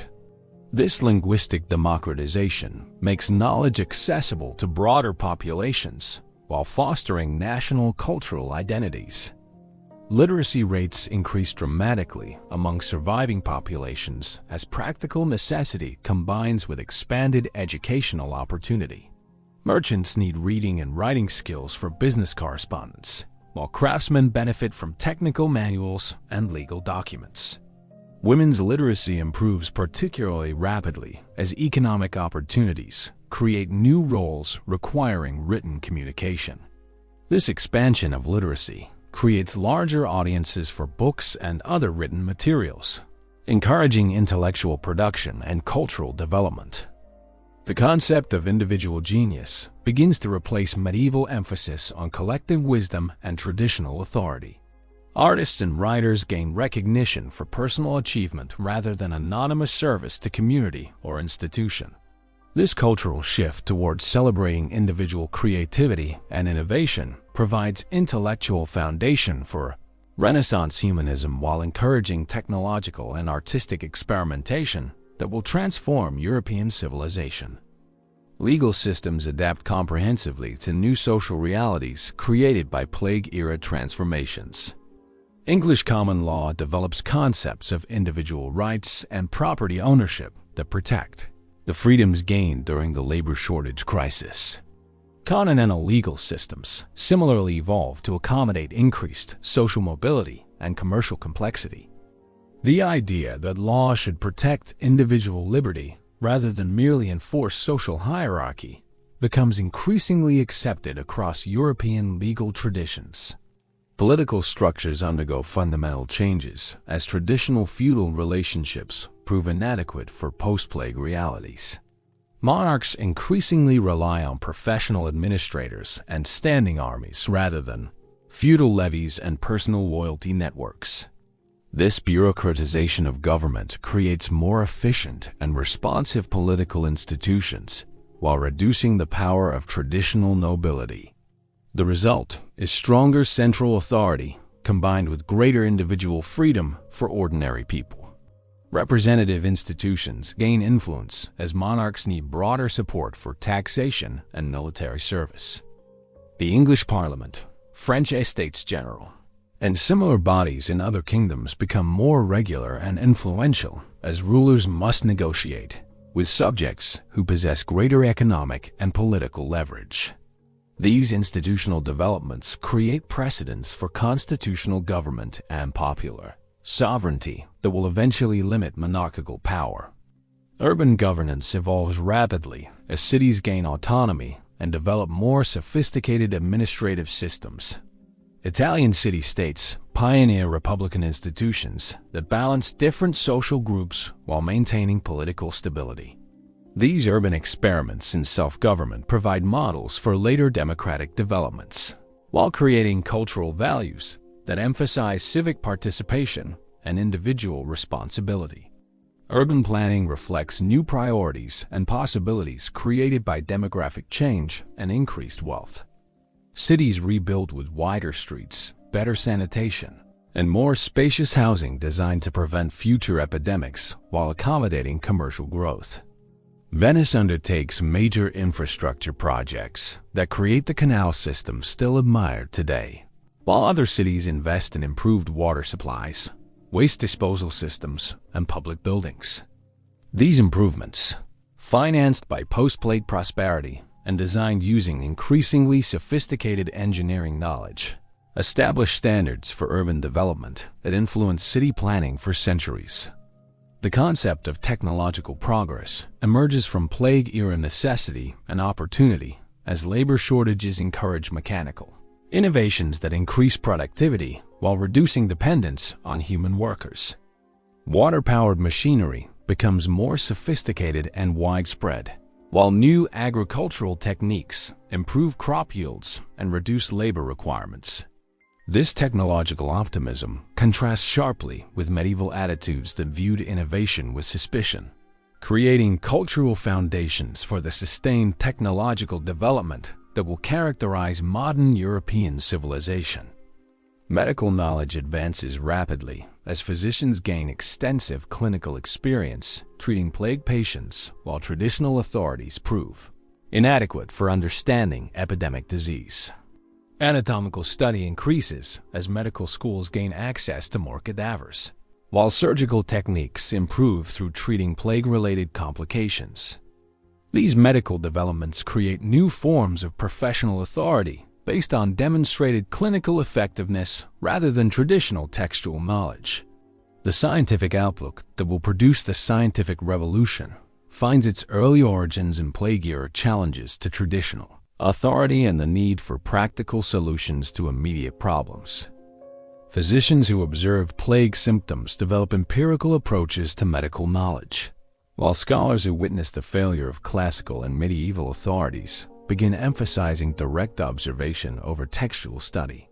These intellectual habits, refined over generations, will eventually transform European understanding of natural phenomena. International relations evolve as traditional power structures crumble, and new ones emerge from plague-induced demographic and economic changes.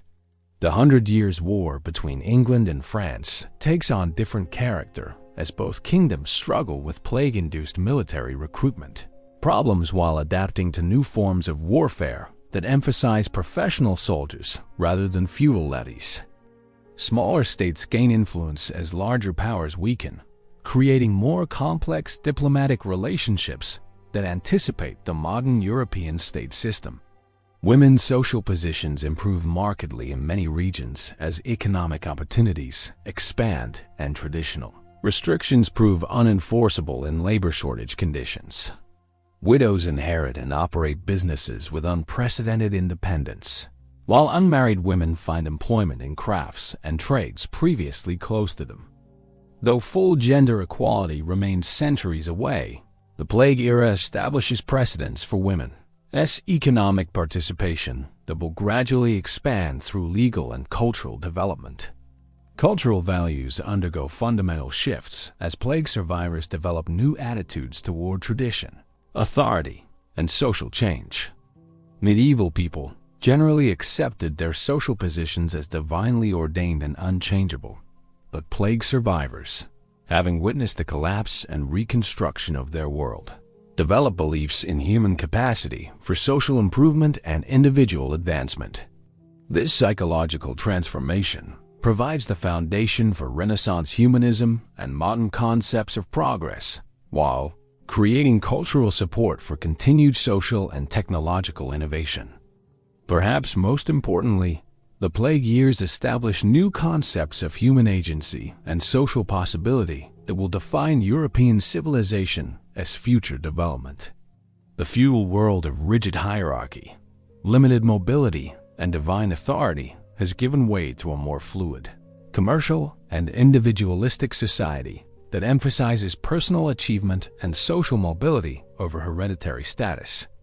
The Renaissance, the Scientific Revolution, the Reformation, and eventually the Enlightenment all trace their origins to transformations that begin during the Black Death as devastating passage through medieval Europe.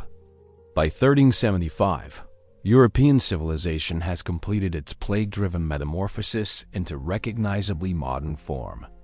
The economic systems, political institutions, cultural values, and intellectual frameworks that will define European development for the next 5 centuries have emerged from the crucible of epidemic crisis.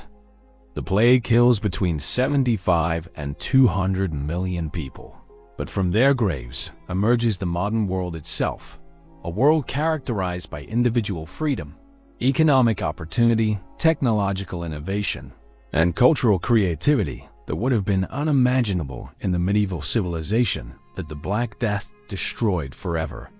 Chapter 12. The Transformation of Power.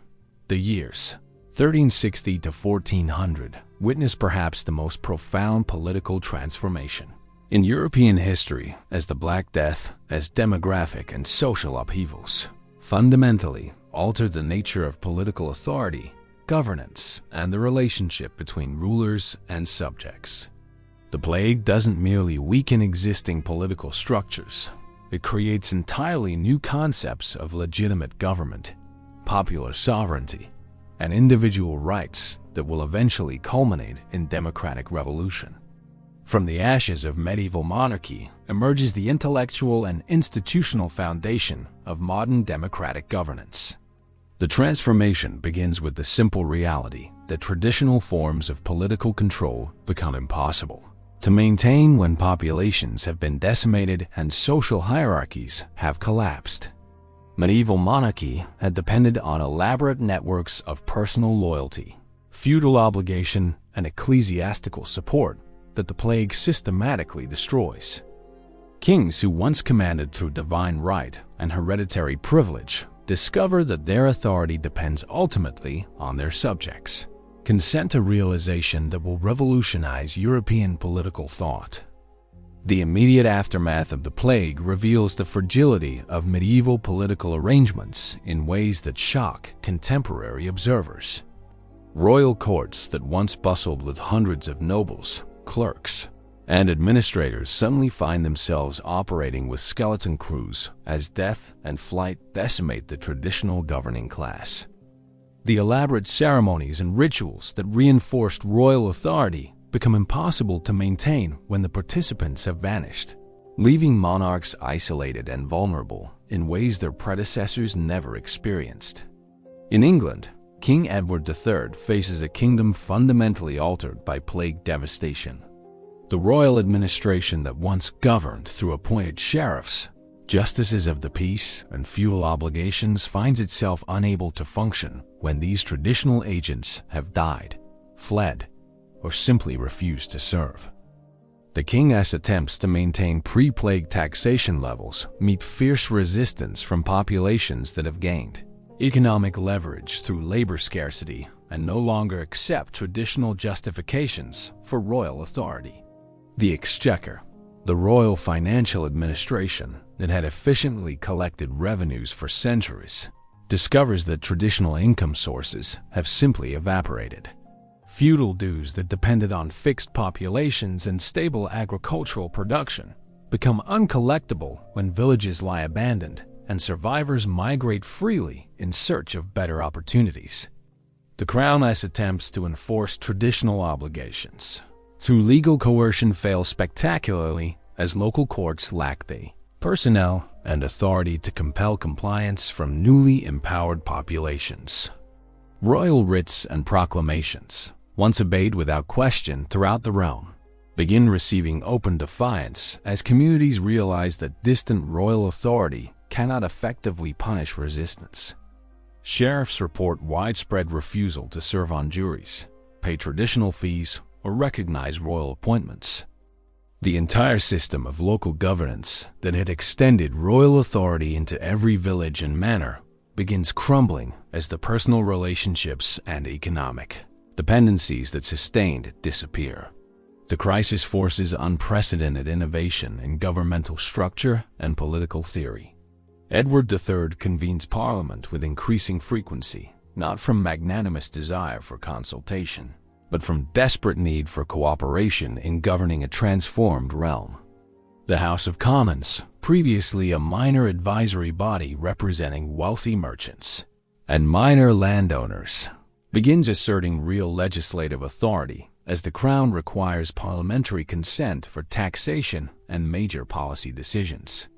This parliamentary evolution reflects broader changes in the nature of political legitimacy that the plague crisis accelerates throughout Europe. Medieval political theory had emphasized the divine origin of royal authority and the subjects' obligation to obey regardless of governmental performance.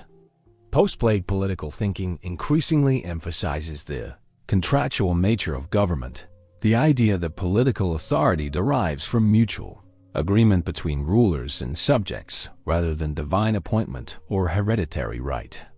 The transformation manifests most dramatically in Parliament's growing control over royal finances. Members of the Commons begin demanding detailed explanations for royal expenditures, refusing to authorize taxes for military campaigns they consider unwise, and insisting on specific policy reforms in exchange for financial support. These parliamentary innovations establish precedents for legislative supremacy that will eventually limit monarchical authority throughout Europe.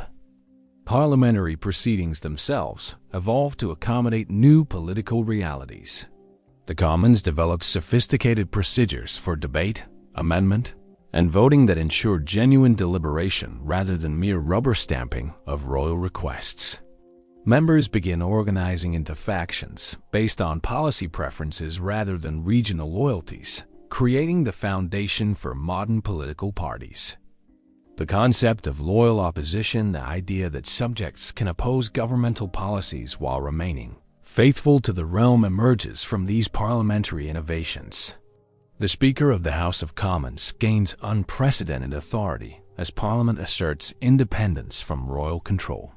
Previously a ceremonial figure who merely communicated parliamentary decisions to the Crown, the Speaker becomes a genuine political leader who shapes legislative agenda and protects parliamentary privileges against royal interference. This institutional development establishes the principle of legislative autonomy that becomes central to constitutional government. The concept of taxation by consent, which will become central to democratic governance, emerges directly from plague-era necessity. Traditional feudal revenues, based on fixed landholdings and customary obligations, collapse when populations decline and survivors refuse to honor ancient arrangements.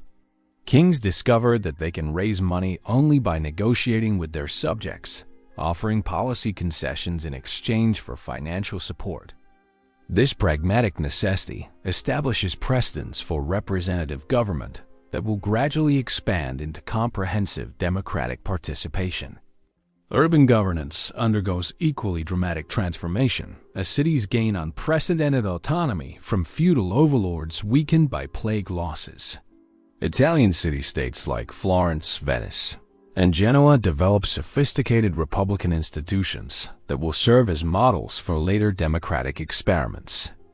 These urban republics experiment with elected councils, rotating magistrates, and complex systems of checks and balances designed to prevent the concentration of power in any single individual or faction.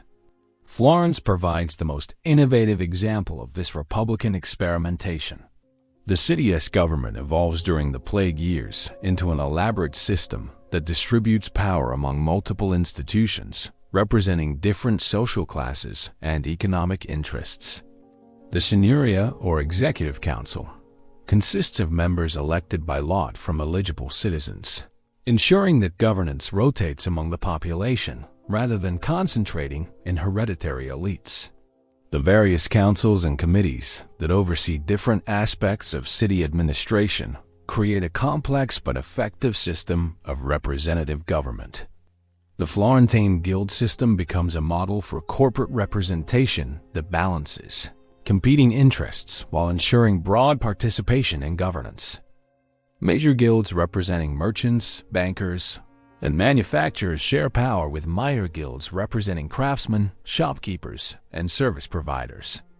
This system ensures that economic policy reflects diverse interests rather than merely serving wealthy elites, establishing precedents for pluralistic democracy that will influence political development throughout Europe. Constitutional innovations in Florence during this period introduce concepts of separation of powers and checks and balances that anticipate modern democratic theory. The Gonfalonier of Justice serves as a chief executive with limited powers, prevented from dominating government by the rotating Signoria and various councils. The Consiglio del Popolo provides legislative oversight, while independent tribunals handle judicial functions. This distribution of authority prevents tyranny while ensuring effective governance. Venice develops perhaps the most sophisticated pre-modern republican system, with the Great Council, Senate, and Doge creating a complex balance of democratic participation and executive efficiency. The Venetian Constitution provides for regular elections, term limits, and elaborate procedures designed to prevent corruption and ensure fair representation. While participation remains limited to wealthy merchant families, the system establishes precedents for democratic governance that will eventually expand to include broader populations. The Venetian electoral system introduces innovations that will influence democratic practice for centuries. The use of secret ballots protects voters from intimidation while ensuring honest expression of preferences. Complex nomination procedures prevent the concentration of power in small factions while encouraging broad participation among eligible citizens. Term limits ensure regular turnover in offices while preventing the development of permanent political classes. The Great Council's evolution during the Plague Years demonstrates how republican institutions can adapt to changing circumstances while maintaining their essential character. As plague deaths create vacancies in the traditional ruling families, the council develops procedures for incorporating new members based on merit and service, rather than merely hereditary qualification. This flexibility allows Venetian republicanism to survive demographic crisis while establishing precedents for expanding political participation. The Plague Years witnessed the emergence of new concepts of individual rights that challenged traditional assumptions about the relationship between subjects and authority. Medieval political thought had emphasized duties and obligations, the subject's responsibility to obey legitimate authority and fulfill social roles. Post-plague political thinking increasingly emphasizes rights and protections, the individual's legitimate claims against governmental authority and social convention. This shift toward individual rights emerges from practical experiences during the plague crisis. Survivors who witnessed the arbitrary nature of death and the failure of traditional protections develop new appreciation for personal autonomy and individual security. They begin asserting rights to personal mobility, economic opportunity, and protection from arbitrary authority that were unthinkable under pre-plague social arrangements. The legal system evolves to recognize and protect these emerging individual rights. English common law develops concepts of habeas corpus, due process, and property rights that limit governmental power and protect individual liberty. Continental legal systems similarly begin recognizing individual claims against traditional authority, creating the legal foundations for modern civil liberties. Legal scholars during this period produce treatises that articulate new theories of individual rights and governmental limitation.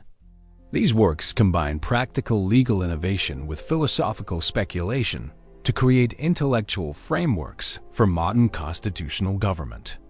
The concept that individuals possess inherent rights that governments must respect rather than privileges that authorities may grant becomes central to post-plague legal thinking.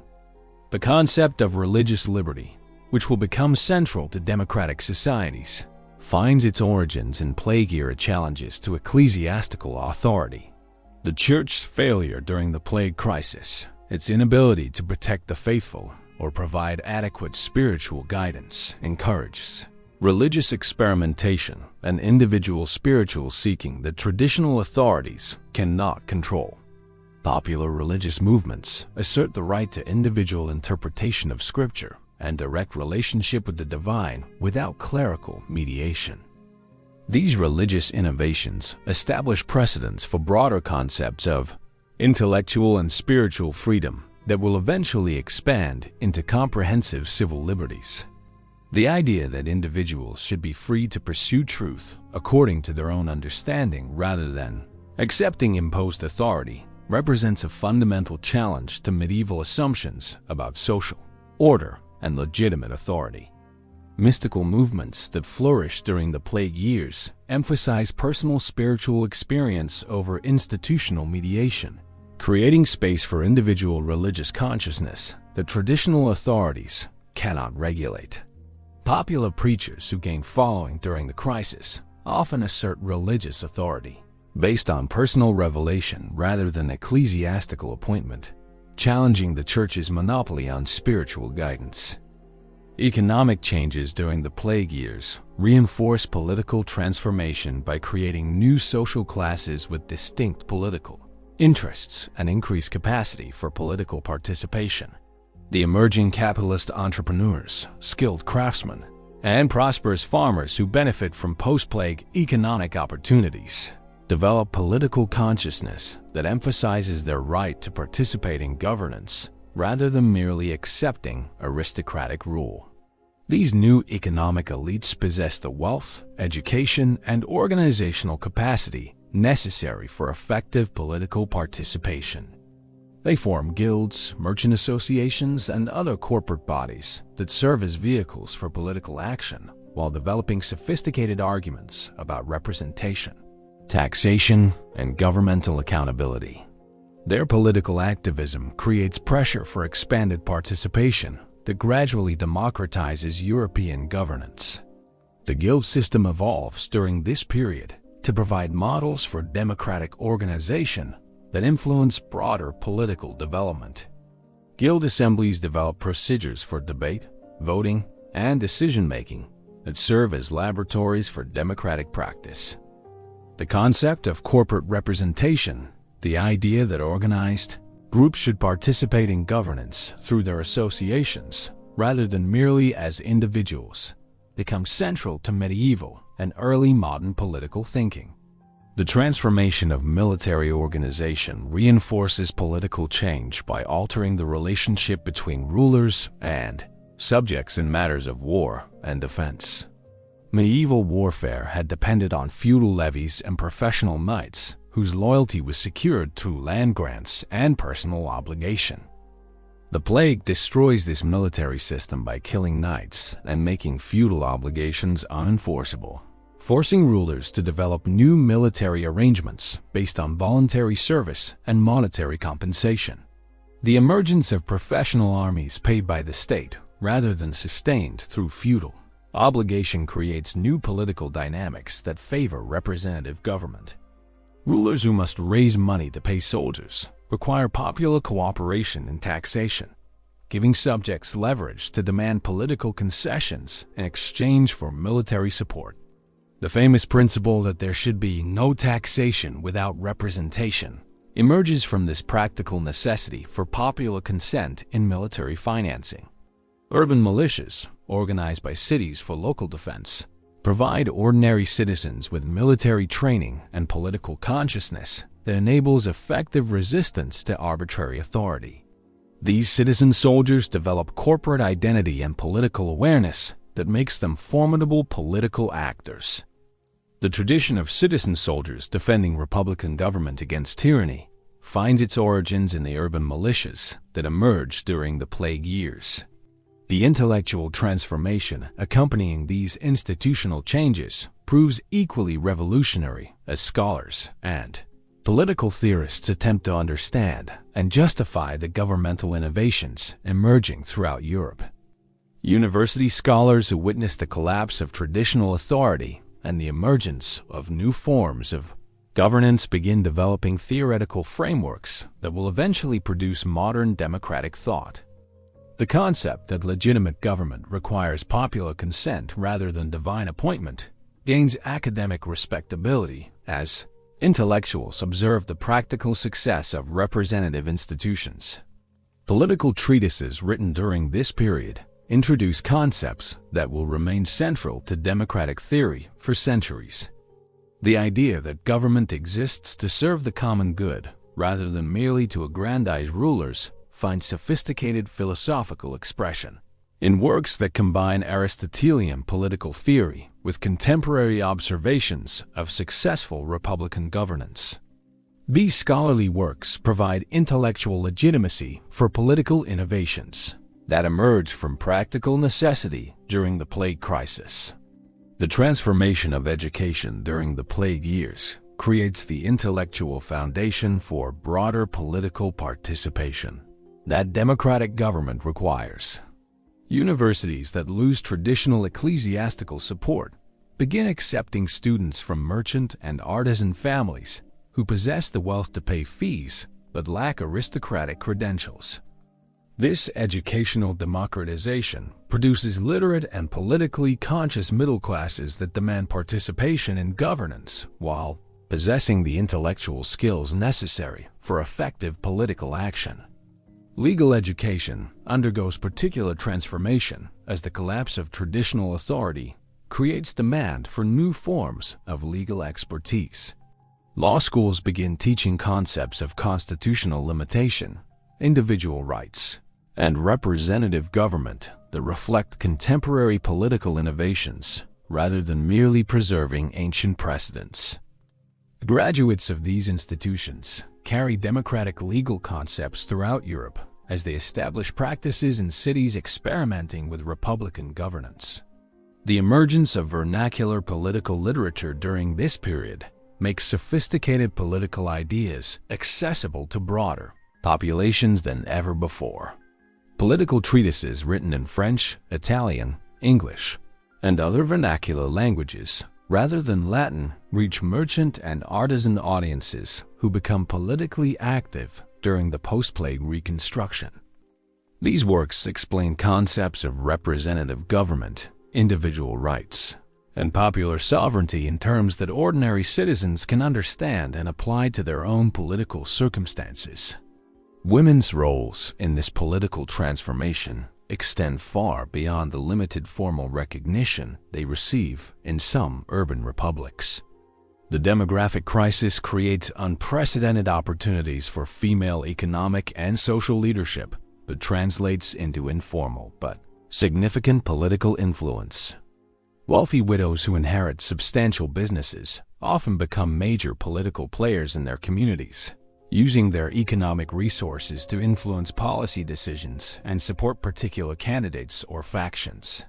Female religious leaders who gain prominence during the Plague Crisis often articulate political ideas that challenge traditional assumptions about authority and obedience. Mystics like Catherine of Siena develop sophisticated critiques of political corruption and governmental failure that influence contemporary political thinking. Their emphasis on individual spiritual authority and direct relationship with divine truth provides intellectual support for broader concepts of individual rights and popular sovereignty. The guild system's evolution during the Plague Years creates new models of corporate governance that influence political development throughout Europe. Guilds begin experimenting with complex electoral procedures, representative assemblies, and systems of checks and balances that serve as laboratories for democratic innovation. The success of these corporate democracies encourages application of similar principles to broader governmental institutions. International trade networks that expand during the post-plague economic recovery create cosmopolitan merchant communities that share political innovations across national boundaries. Italian republican practices spread to German and Flemish cities through commercial contacts, while English parliamentary procedures influence political development in other monarchies through diplomatic and economic relationships. This international exchange of political ideas accelerates democratic development throughout Europe. The concept of written constitutions as fundamental law superior to governmental decree emerges from Plague-era legal innovations. Italian city-states develop elaborate constitutional documents that specify governmental procedures, define individual rights, and establish limits on official authority. These written constitutions create legal frameworks that survive changes in personnel and policy, providing institutional continuity that makes democratic governance more stable and effective. Judicial independence, which becomes central to constitutional government, finds its origins in Plague-era necessity for impartial legal proceedings. Courts that must adjudicate complex property disputes arising from plague deaths develop procedures and principles that protect judicial decision-making from political interference. The concept that judges should interpret law according to legal principle rather than political preference emerges from practical necessity during the post-plague legal reconstruction. The transformation of taxation during the Plague Years establishes precedents for fiscal democracy that will shape governmental development for centuries. The principle that taxes should be levied only with popular consent becomes practically established, as rulers discover they cannot collect revenues without negotiating with their subjects. Parliamentary control over royal finances creates institutional mechanisms for popular oversight of governmental policy that extend far beyond mere taxation. Urban planning and public administration undergo democratization during the Plague Years as cities develop new forms of civic governance. Municipal councils begin involving ordinary citizens in decisions about public works, sanitation, and economic policy through consultative assemblies and advisory committees. These experiments in participatory governance create institutional precedents for broader democratic participation in governmental decision-making. The concept of civic virtue, the idea that citizens have moral obligations to participate actively in governance for the common good, gains prominence during the Plague Years as communities struggle to rebuild effective institutions. Civic humanists like Coluccio Salutati develop sophisticated arguments that individual fulfillment depends on active participation in political life, providing moral foundation for the expanded political participation the Plague-era circumstances make necessary.